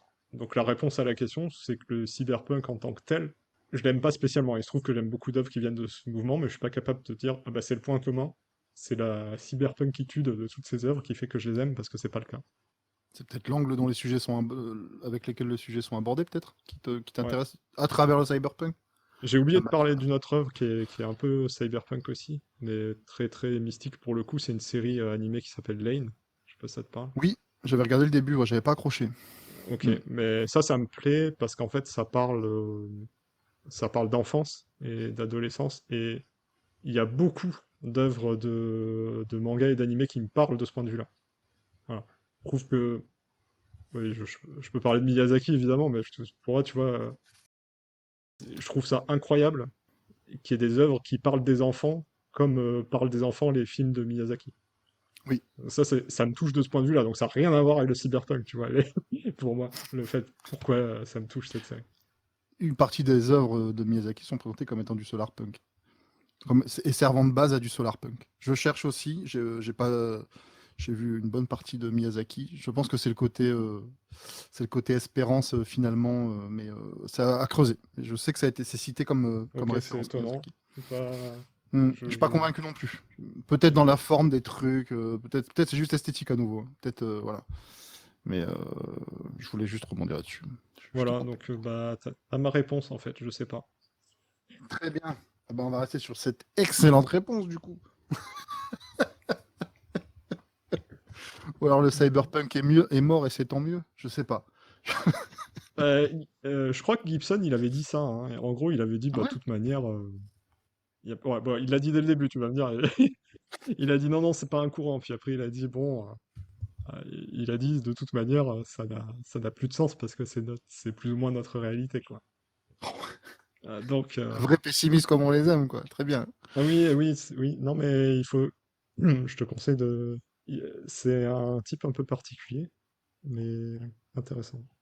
Voilà, est-ce qu'on peut... Du coup, il va falloir conclure quand même. Et c'est quoi notre conclusion? Déjà, merci pour la discussion, c'était intéressant. Tout à fait, c'était cool. À nouveau. Et ouais, si on peut teaser, le prochain podcast, on sera pas tout seul. On sera pas tous. On sera combien du coup? Locus, dis-moi. On sera combien? Ah, ah. Est-ce qu'on peut dire qu'on sera 4 ou on peut pas le dire? Bah, tu l'as dit, ça y est. Oh putain, je me suis vendu. Merci pour votre écoute. Oui, À la prochaine. Apparemment, on est mensuel jusque-là. complètement. Euh, On est complètement Est-ce que ça mensuel. va tenir l'été? Ça dépend si tu arrives à faire le montage à Ah la fin. ouais. Et bien, au revoir du coup. Bah ouais, au revoir, à bientôt. À bientôt. Voilà, retour en post-prod pour deux petites corrections et précisions. La première, c'est que Jared ne se passe pas du tout en Afghanistan, comme je l'ai dit, mais durant la première guerre du Golfe en Irak, donc en 91. Et la youtubeuse à laquelle pensait Locus, lorsque l'on parlait de l'esthétisation de la guerre et de la violence, c'était H, qui a sorti une excellente vidéo, La fascination du fascisme, qui est là en lien sous la vidéo. Je vous encourage à aller la voir, elle est passionnante, comme beaucoup de ses vidéos. Alors de mon côté, je pensais davantage à différentes citations attribuées à Truffaut, qui disait que filmer quelque chose, c'est l'ennoblir et qu'il n'existait pas de film anti-guerre, que n'importe quel film anti-guerre devenait pro-guerre à la fin. Voilà, merci à nouveau pour votre écoute et à très bientôt. Quando l'anarchia verrà, tutto il mondo sarà trasformato e nei governi sarà il ricordo d'infame passato, l'aborrito confin sparirà, così pure preti e soldati